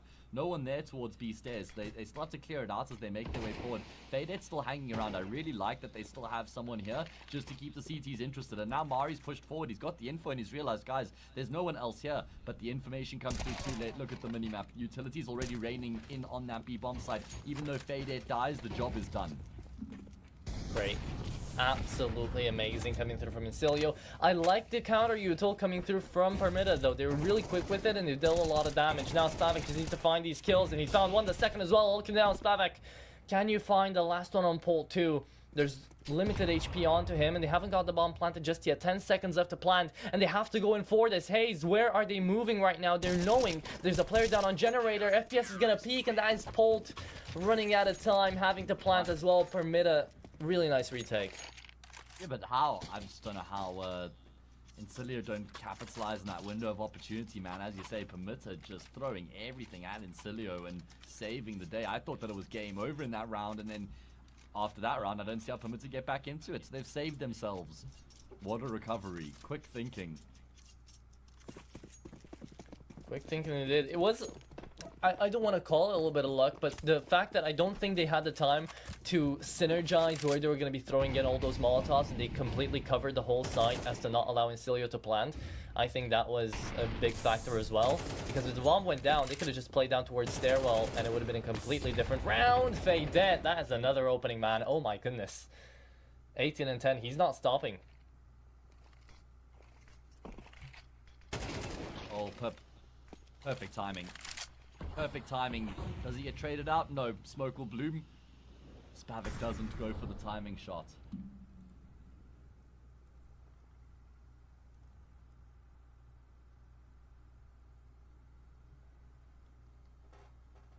Now they wait to break rotations. Beanox doesn't go for it. Spavak loses out his life again. Pip just pushing in, uncontested, unchecked, and finally taken down. Beanox. Nice deny on one. However, there were 3 of those. And Polt is gonna find the last one too. Insilio connect on map point here. And on match point overall. And Permitta, well, they're not looking on the greatest of buys. At least they have a couple of rifles. No diffuse kits. A limited util. Let's see what they can muster up. Will they be able to stay in this game here, Hayes? Or is it going to be another win here for Insilio to get them back into the game? I mean, Permitta. Because Insilio, if they get the win here, it's game over. And that is, they've got 6 opportunities to do exactly that. And they've gotten an opening frag as well. Mask just wide swung gap at the start of the round there. And he's lost his life out. Permitta have fallen apart like a slow-cooked piece of meat, man. Nowhere to be found. I can't believe how they lose that previous round as well as get picked off one by one. Far too easy for Insilio. Master's given up that kill in the start of the round there as well, so advantage Insilio.